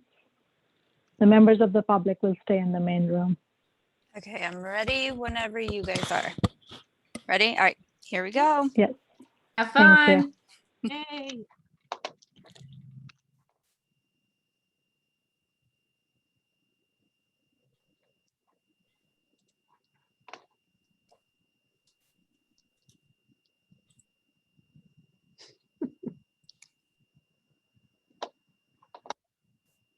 Hello. Hey, hello. everybody. Hi. Hi. All right. All right. Looks like we got Greg, Cindy, and Ellie. Thanks for joining, guys. Okay. So, looks like we just want to check in, and we've got questions for. Hey. Great. We've got questions for you on the placemaking priorities, the opportunity sites, as well as the street and bicycle network. Oh, great. I was hoping you'd have the PowerPoint available. So, Susie, sorry to interrupt. Just real quickly here, this is being streamed through Facebook Live right now. Do we want this group on Facebook? Yeah, that's fine. Yeah, okay. Okay, thank you. Mm-hmm. All right, so we just want to, I guess we could start with placemaking priorities, and want to check in whether we've got the right vision and priorities on the placemaking, and if we're missing anything. So I guess, Kelsey, do we want to actually just run through and kind of review what we're talking about on this one, because we went through so much.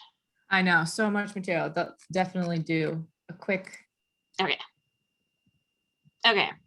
So these are the 8 character areas or placemaking areas. So we've got the workplace industrial, the west neighborhood, the east neighborhood, the historic downtown core, the civic core, our gateway over by Riverside, a commercial flex, and the residential flex.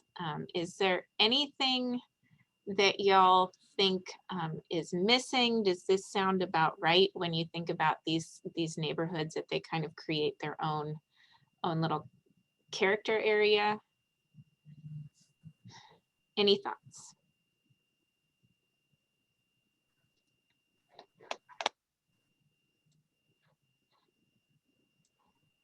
Nothing?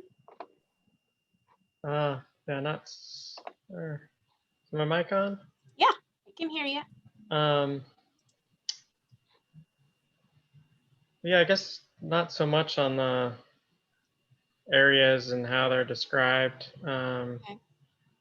So much, but I liked some of the things I did see in the presentation though. Okay, great. Anybody else before we move on to opportunity sites?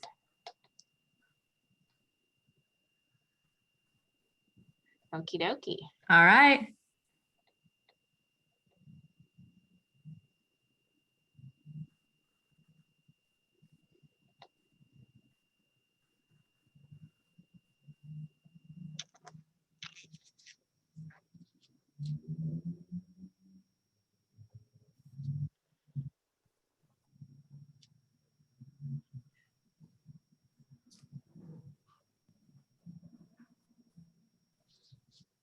So looking at the mansion block here, what do you guys think? We had that big idea of kind of straightening out Union or Alexander and kind of removing that little U of Union, preserving the historic buildings and that great character that we get from the buildings, but adding some more housing and bringing some more life and excitement and new uses to this little block.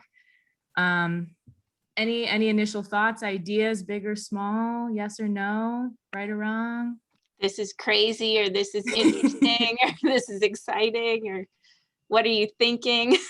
It's interesting. Is this the area where we have the bean? Yes, so let's see, I don't know that you can see my cursor, but the bean is still there. It's right fronting on Beach and Alexander. Yeah. So you wouldn't get rid of the businesses that we have in that lot? You would No. be adding and you would be cutting that street that we have that goes between the plaza and the Yes. bean? Exactly. Yes, so Union Street would be cut off. And what's really interesting is that is how it used to be before the earthquake. And as you can see on the slide, so Alexander and Union didn't quite match up, and they did a jog like this. And I can't tell you why they changed. So would there be any buildings that need to be removed that are there? Is that, seemed like Okay, there was a small one or let's see, go back. something. Yeah, I think the back part of that bean building, that wasn't original, I believe, Susie. Oh, yeah. Yeah. So like the doctor's offices and those little places that are after the bean, those would be displaced, but the grocery store and the bean would still stay? Yeah, and so again, it's a long-term vision. It's an idea of how we can really change the traffic pattern and get some larger development. But options can always be that those businesses would be able to relocate into the new development. But yes, some of those in that back building would go. But that front building is actually historic. Yeah, because I mean, the bean to me is historic. I know. You know, the bean was, I mean, it's called El Frijolito, but we call it the bean for a reason, the hole in the wall. You know what I mean? Like, it's a staple of Watsonville. It's a staple of downtown. And yep, I would hate to see it moved or displaced, right, or have it suffer in any sort of way. I think that these small local businesses that have a history for us should be kept safe. I'm also concerned with who we will be displacing. I mean, this looks cool and really pretty, but will we be able to afford to live there? Or is it gonna hike up rent so much that I'm gonna have to be displaced and I'm gonna have to move out of town, like so many of my friends have already had to do so? I guess, I mean, we've had this conversation before, right? Affordable housing is really the biggest concern. And 20% out of a new building is nothing. As we saw, the new building that's being built on Main Street, out of 50, we only have like 15 that are affordable. And even those 15 are nowhere near affordable. So that's why, Susie, if we could have some sort of, kind of like how Cindy did with the budget, If we could have some sort of webinar that way so that we can learn the language and learn the restrictions and understand what it is that we can do to push city council to up those numbers. Because I understand that we don't get property taxes out of an entire building that's affordable housing, but I would like to see something along the lines of like 50%. 50% is affordable housing, 50% is market value. And then out of that 50% that's affordable housing, we consider low income housing, right? Because the reality of this is that a lot of these moves are going to displace our community that has been here for decades, because we can no longer afford it. All of the prices keep going up, but we're not getting paid anymore. You know what I mean? Yeah. So I'd like to ask, I don't know if you're at capacity or if that's something that we can do, if we could have a webinar where we can learn what we can do to have some real affordable housing. Because yeah, this looks pretty, but I don't know anyone that lives at the terrace. I don't know anyone that can afford to live there. You know what I mean?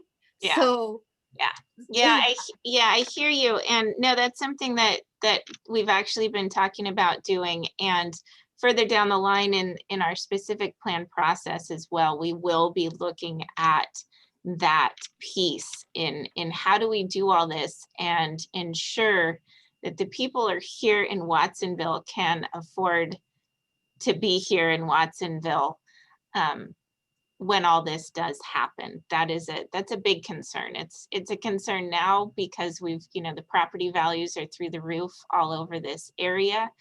And as we look at changes to the downtown, we want to make sure that our population doesn't get displaced and that it's our population that is able to enjoy these changes and improvements.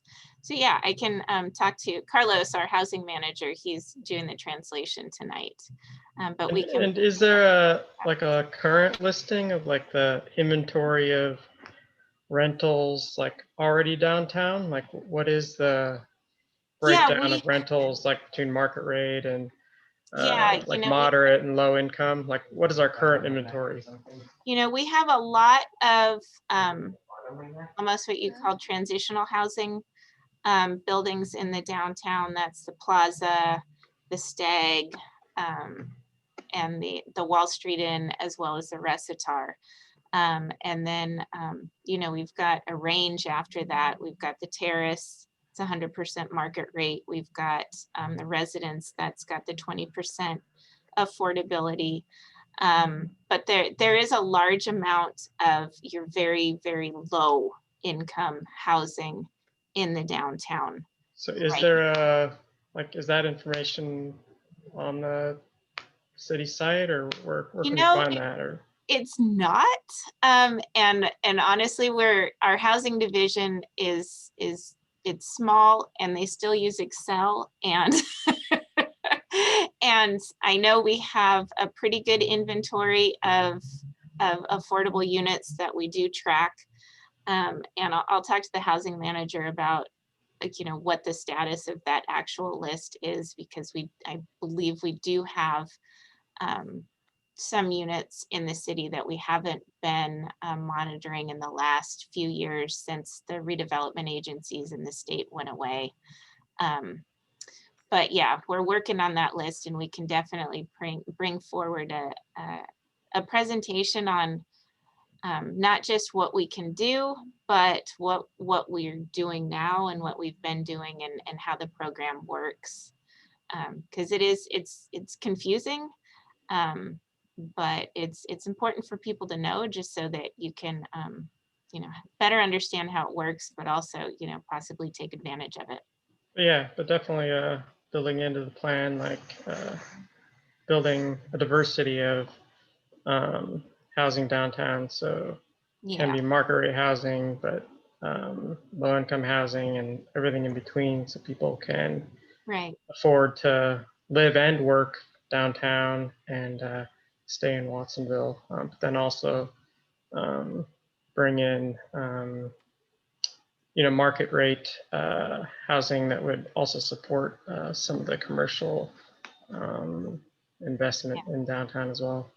That's really the hard thing when you look at the affordability, you know, and changing the affordability requirements in market rate projects, because it's an expensive thing. It's an expensive thing to do, where nonprofit housing developers are able to, you know, get state and federal funding to offset that. But I think we're digressing, so let's. Yeah, sorry. I know, I could talk about this for a long time, but yes. Yeah. But when we were talking about the inventory, I was thinking that a great place to start might be our economic consultant. They did an economic study for the downtown. So as we're waiting for that inventory to grow, I think it would be a good place to check out, and just as a starting point, see what our economic consultant found through their study in existing conditions portion of this project. All right. Okay. So anything else on this idea? You know what I would really like to see? That little alleyway that's by Main Street. It's really pretty, but it's really small. If maybe that could maybe be more accessible, especially if you're planning on something like this that I'm looking at the picture right now. Yeah, I think that would be really nice. Yeah, that little spot right there, because it's really cute as it is now, but it's hidden. Yeah. Okay. All right. All right. Yeah, it's almost like a secret alley. The secret passage.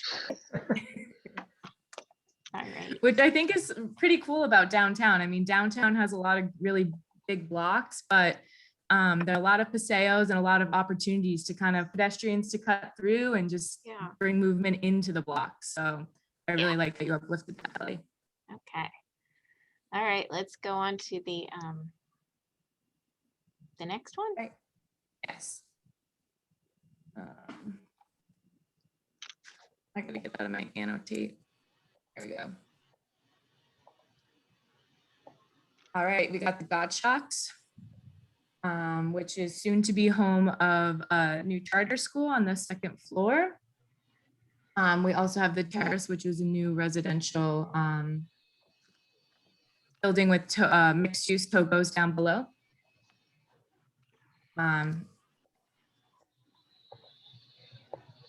So yeah, building off that idea that Ellie just had of really like creating stronger through block connections and for bring pedestrians off the road and kind of exploring through blocks.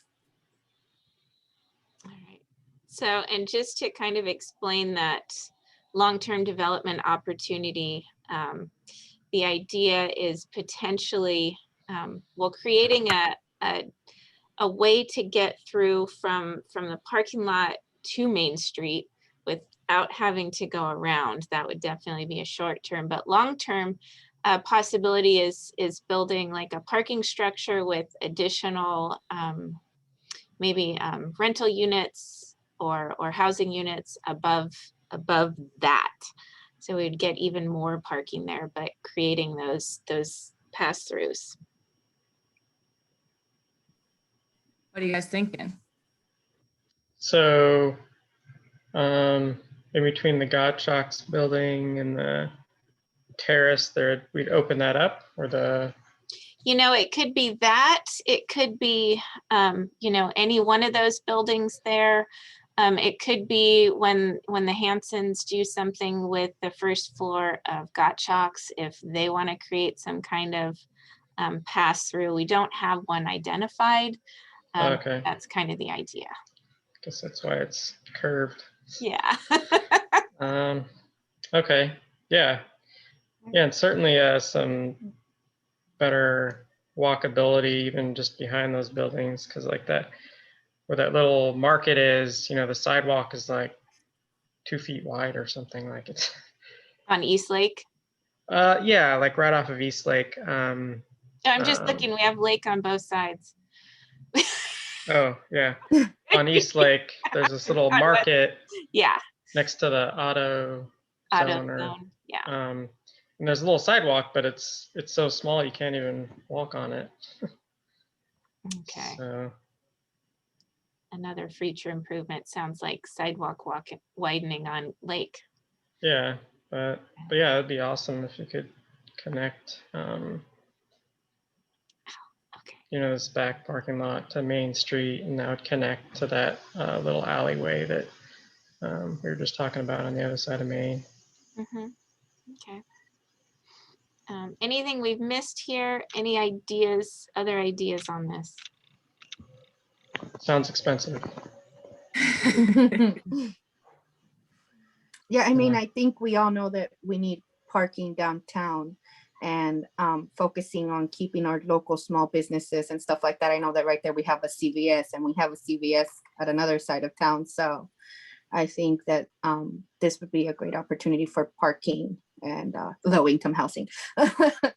I'm just gonna bring that up as much as I can, Susie. Okay. But yeah, no, I like the idea because I know we have that spot right behind Gottschalk's where it says like that green arrow that we have there. We can easily drive through it, but it's like blocked off or something, if I'm remembering right. Like it's not accessible. Right. Yeah. So if it was accessible, I could see that being beneficial. Yeah. Okay. Are you thinking vehicular access or just pedestrian access? I mean, either or. The arrow that leads on the other side of East Lake, doesn't that eventually lead to that place across the plaza, the green grass that we have across the plaza?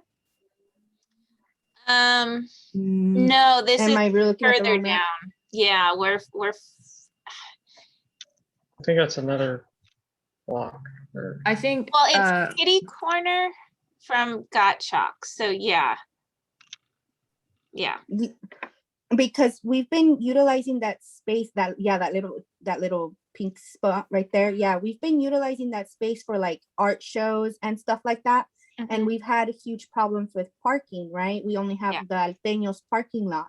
So if in the future we could have the parking lot in the red, but then be accessible to go to that pink little square, I think that would be great because we have a driveway there now, but you can only drive in and then drive back. Like that's another block, I guess. Yeah. Yeah. Oh gosh, we've got 10 minutes. Okay. Okay, let's go. Yikes. Okay. Onward? Onward. All right. Oh, this is fun. This is exciting I stuff. love watching my building getting blown up. All right. All right. So this is the post office and then the government buildings? Yeah, so we Okay. have no idea if the post office, anything will ever happen, but if you look at that aerial, you can see they're sitting on a huge pile of real estate with a ton of parking. It's a very busy post office, I do have to say, but there are opportunities to really consolidate or on redevelopment, or if they moved or just did something. And then our building here at 250 Main Street and the police building, there's just opportunity. We've had developers come in and want to build some very large mixed use buildings incorporating City Hall, commercial spaces, and then a lot of housing. And so that's just kind of what they're showing here. The other interesting thing here is that we'd be opening up Central Avenue and running it from Main to Union Street as well. And then in the kind of the idea for the post office building, they're continuing Central Ave down to Rodriguez Street, which is just another connection. So like on Union Street, it would be kind of more lower density residential. I mean, still pretty high. I think you've got 3-story buildings shown there. And then along Main Street, it would be higher density, and it would still include our City Hall offices. So, This looks cool. I think moving the post office would be cool. I mean, it's been moved before. I remember when that was the fairgrounds. or yeah, the Cabrillo College. Is this, I don't see it highlighted, but I know that the Civic Court involves the Porter Building. Oh yeah, the Porter Building would not move. That's still at the corner of Maple and Main. And then the youth center would stay as well. So what I would really love What I see that we're missing completely from this presentation and our downtown plans is art, right? So what I would absolutely, in my dream world, if I could tell you, hey, Susie, do this and then it's done. What I would like to see is the Fox Theater turned into live theater, which is something that we don't have. And I travel and pay for live theater, let me tell you, and people would do so to come here. So I would love to see that little area just being our art hub. We deserve it. We need it. We could have the Fox Theater be like live theater where we could have dance shows, we could have comedy shows, we could have live theater. And then across the street from it, we have the youth center where our kids can go and spend time. I grew up in that youth center at dances. You know, I can see the youth center having a dance for our teenagers and the adults being able to go to a gala night at the Fox Theater like they did before. And then across the street in the Porter Building, have the PVA with their art center and be able to go and look at local art, support local artists, because we have so many local artists like you would not believe. So I would love to see arts being implemented into this civic core, and I would love to see how we can provide more spaces for us to be artists. All right. Yeah, I love the idea of the live theater. And I do like to build up the buildings that are used for the government buildings. Like they could be multi-story and then still house the government and then have some other uses in there. Yeah, post office is definitely wasting a bunch of space, especially in the back there, you know, just parking a bunch of postal trucks. You know, you could park those anywhere. And it's never full. Yeah, it's very underutilized and definitely not a good thing. Like I could see having some kind of postal something that downtown that people can go to, but it doesn't need to be this mega facility. So. All right. Okay, 5 minutes. I definitely want to get to the bike network and the street network. Do you guys want to just quickly go through the last one and then? Yeah, let's go. Yeah. I think the next one's a fire station. Yeah. Support fire. There you go. We can move. Okay. All right. Let's go. All right. So I'm gonna do this. yeah, just skip through. So just to let you guys know, we really analyzed and agonized over the bike network. I think Megan can attest to that. What about this and what about that, and we can't do this, and no, and trucks and bikes don't mix. And I was joking this morning, I'm like, okay, it's getting in my head, trucks and bikes don't mix. All right, finally. There's just so many different plans and concepts that have been discussed over time. So there was a lot of different ideas to consider. And I know that I went through that material really fast, and it was definitely not possible to convey all of the different trade-offs, but so I'm happy to answer questions, and I'm really curious to hear what stands out as priorities or like network needs. So any thoughts on bikes? I love bikes. I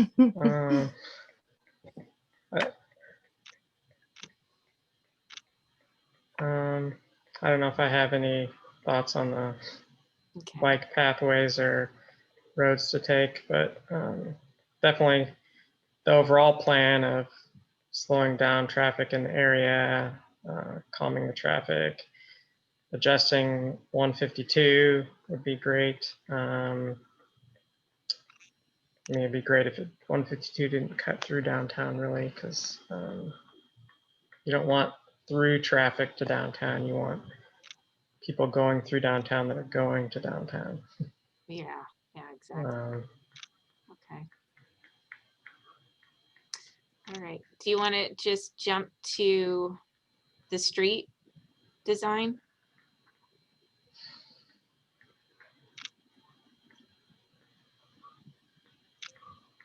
Let's see. Any thoughts on woo beach? I think that looks really nice.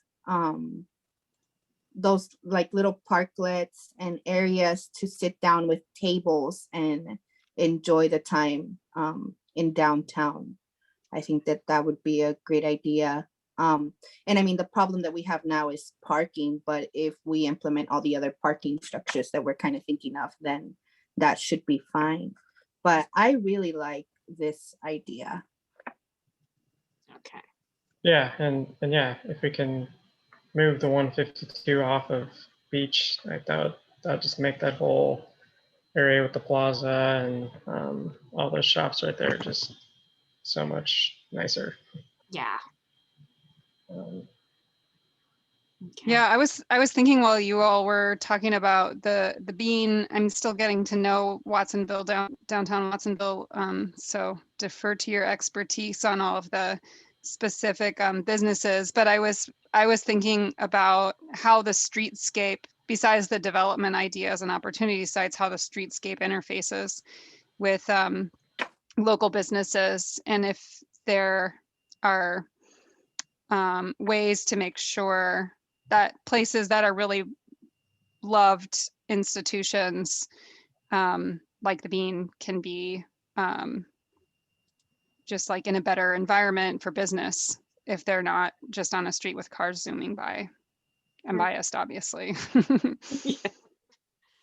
All right, I think we're running out of time. Would anyone like to, just before we get sent back to the meeting, would anyone like to volunteer to report out?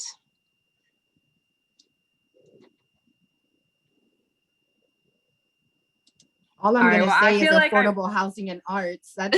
If you want me to, Susie, I will.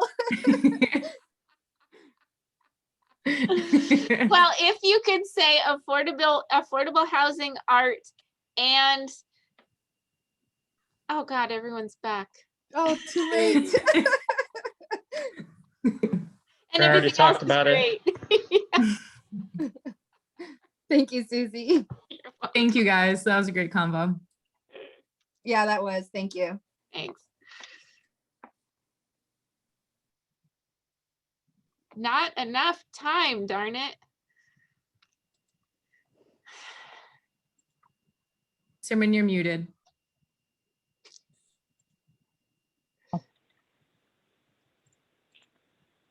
There we go. Thanks, Kelsey. I think everyone is back now. Hope there were good discussions in the breakout groups, and we'll hear from those, a brief summary from those in a moment. Let's see, who would like to go first? Group A, Peter and Justin, who's doing the report back for your group? Well, I'm going to nominate Peter to give a brief synopsis and invite our members, if there's anything else that they just want to highlight, feel free, but we had a very nice discussion. We talked on all three of the topics of placemaking opportunities, opportunity sites, streets, and we drew short on time on the bicycle network, but I think the main point was that there does seem to be a nice balance. But let me give Peter's synopsis too on our discussion. Yeah, sure. So a couple other points that were brought up with regard to gateways into the downtown, a reference to remind me of the neighboring city that has just added gateway signage for their downtown. Salinas. Reference to the signage that program that they've just introduced. We talked a little about on the opportunity sites that we explored as a team. In tonight's presentation, we're primarily focused on assembly of multiple parcels for sort of larger, more efficient development typologies, but that there are a lot of long, narrow lots that actually are difficult to develop potentially without the shared ownership or assembly of parcels. So that the plan needs to obviously look into and provide direction on shared parking agreements, parking management plans to uncouple parking from potential redevelopment projects to enable redevelopment to happen on some of those trickier pieces.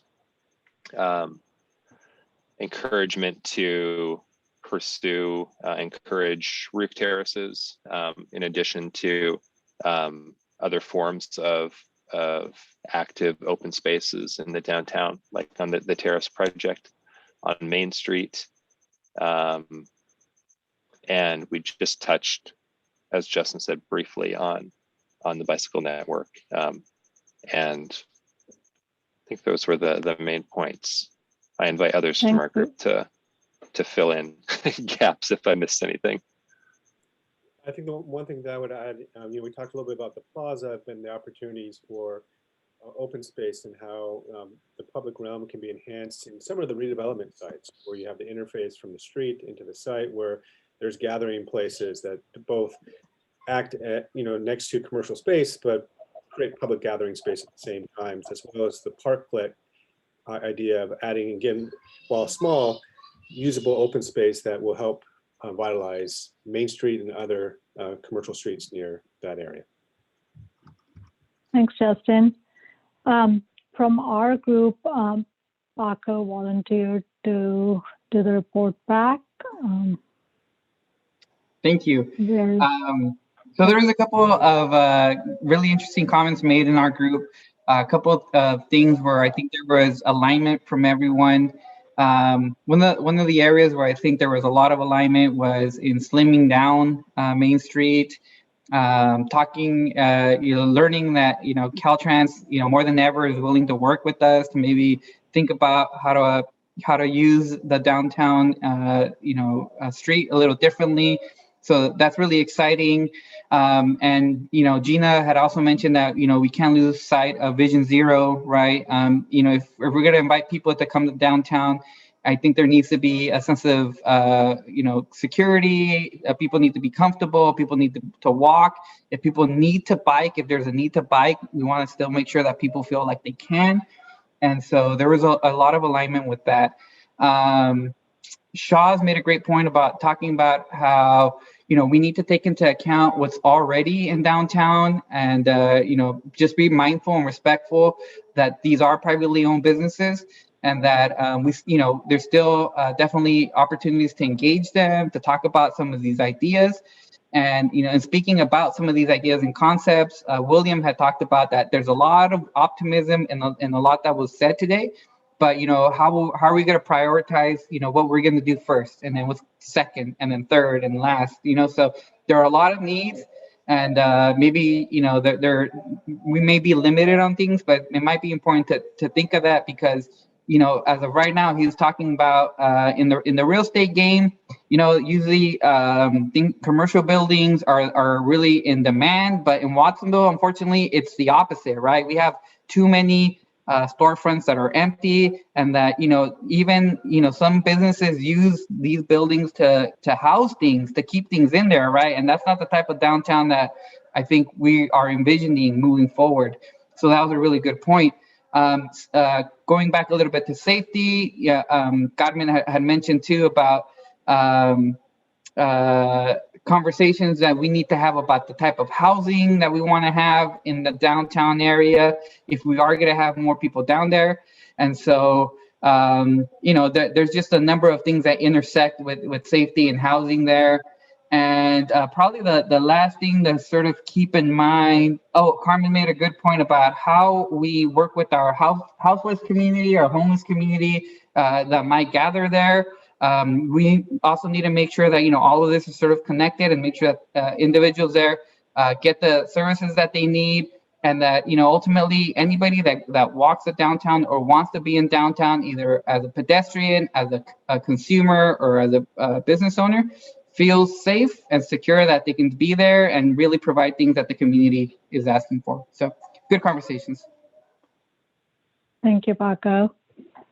And then last but definitely not least, from the main room, who's doing the report back? See, Ellie, do you want to take it? Yeah, sure. I already told you, Susie. All right.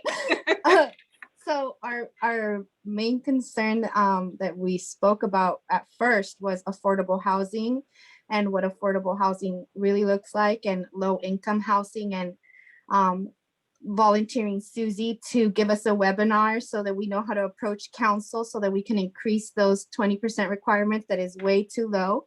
The main concern in our conversation was not displacing our community members, and also our small businesses like the Bean that are a huge part of our city. So we want to keep those. A call for arts, the Civic Core ideally could be the perfect art hub with the Fox Theater, the Porter Building, and the Youth Center all right there together.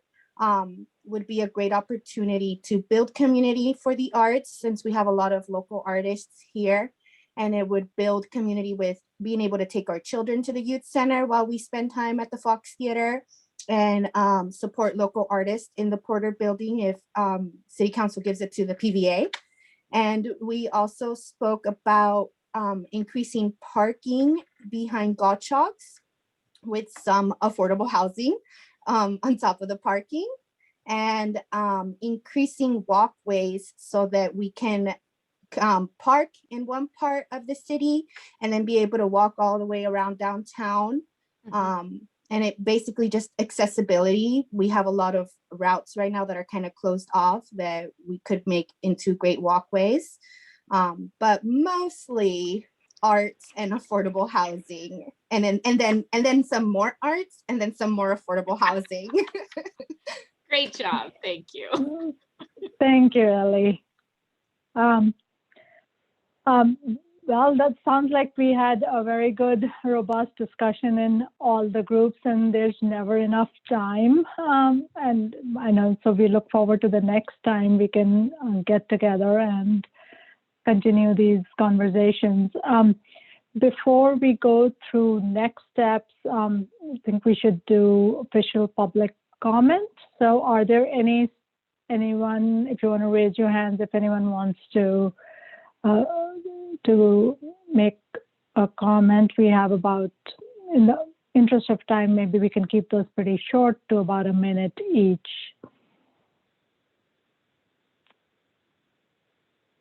I don't see any raised. Oh yes, Ellie, go for it. You just spoke. I mean, yeah, if you're gonna give me the time, I'm gonna take it. I don't usually get it at these meetings. So yeah, just to reiterate, I would love to see the Porter Building be an art center. I would love to see the Fox Theater become a spot for live theater or comedy shows or dance shows.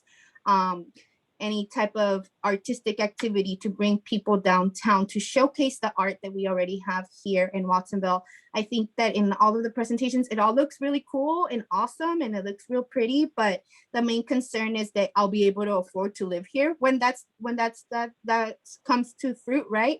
So really focusing on what we get paid and how much everything costs and how we can bridge that gap so that we can stay in our city and enjoy these cool things that you guys are coming up with.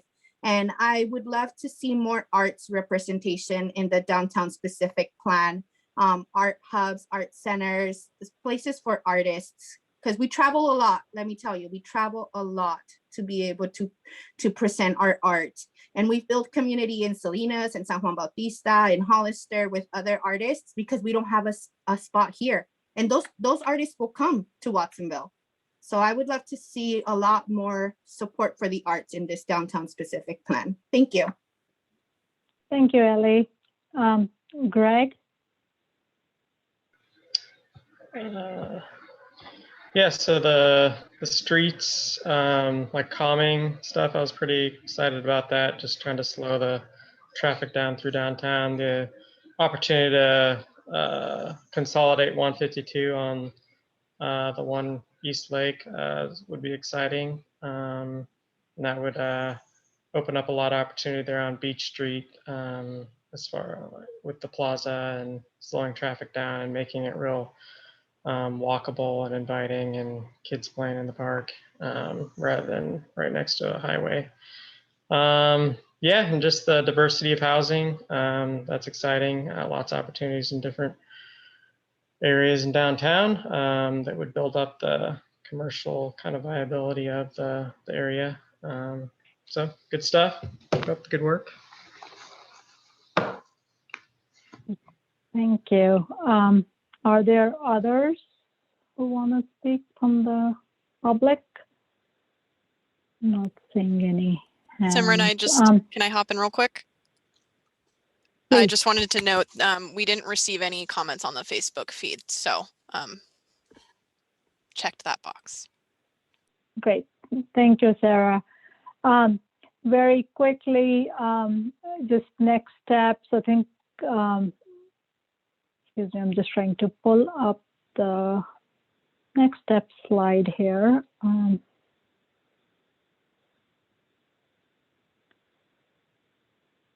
There we go. We have a community workshop on the same topic next week. It's a week from tomorrow at 5:30. Justin will be sending out widgets for you to send out to your networks to encourage members of the community to attend that. And that'll be focused on getting community input. So we'd love to see a good attendance at that meeting. The presentation will be a slightly shorter version of this one so that there's more time for community input. Along with the workshop, we'll also be launching our next survey, which will be open for about 5 weeks following the workshop. And again, you can get the word out to your networks have your friends, family, and neighbors to take the survey and provide their input on this very important project. And as we look forward to the summer and fall, we'll be coming back to you, the advisory committee, with refined recommendations based on what we heard today, what we hear from the community next week, and in the survey. And a part of that will include affordable housing and anti-displacement strategy. So I know there's a lot of interest in that topic, so we look forward to having that discussion with you. I want to insist that we need to differentiate what affordable and low-income housing is, because affordable could be very expensive for many people to be able to. I mean, I'm going to give you an example. There are teachers that have the ability to get, I think, up to 100 or a little more, $120,000 to buy a house, and they can't buy a house even having that money because they're not going to be able to afford the monthly payment. And I'm talking affordable housing prices. So I just want us to, that message and that information should be totally clear for the community. Yeah, Carmen, you raise a good point. There is a difference between affordable housing with a capital A and lowercase affordable. And there is often a little disconnect into what those mean. And I think Susie and Justin, I know through the city's housing element, this is certainly a topic that's being discussed in more detail there and will be addressed in the specific plan as well. Are there any last thoughts from anyone here? Otherwise, I'll thank you all for your time. We are just a few minutes over our allocated time, and I'd like to thank you all for participating, and look forward to seeing you next time. Have a good night, everyone. Thank you. Thanks, everybody. Thank you. Bye. Thank you. Bye. Bye, everyone.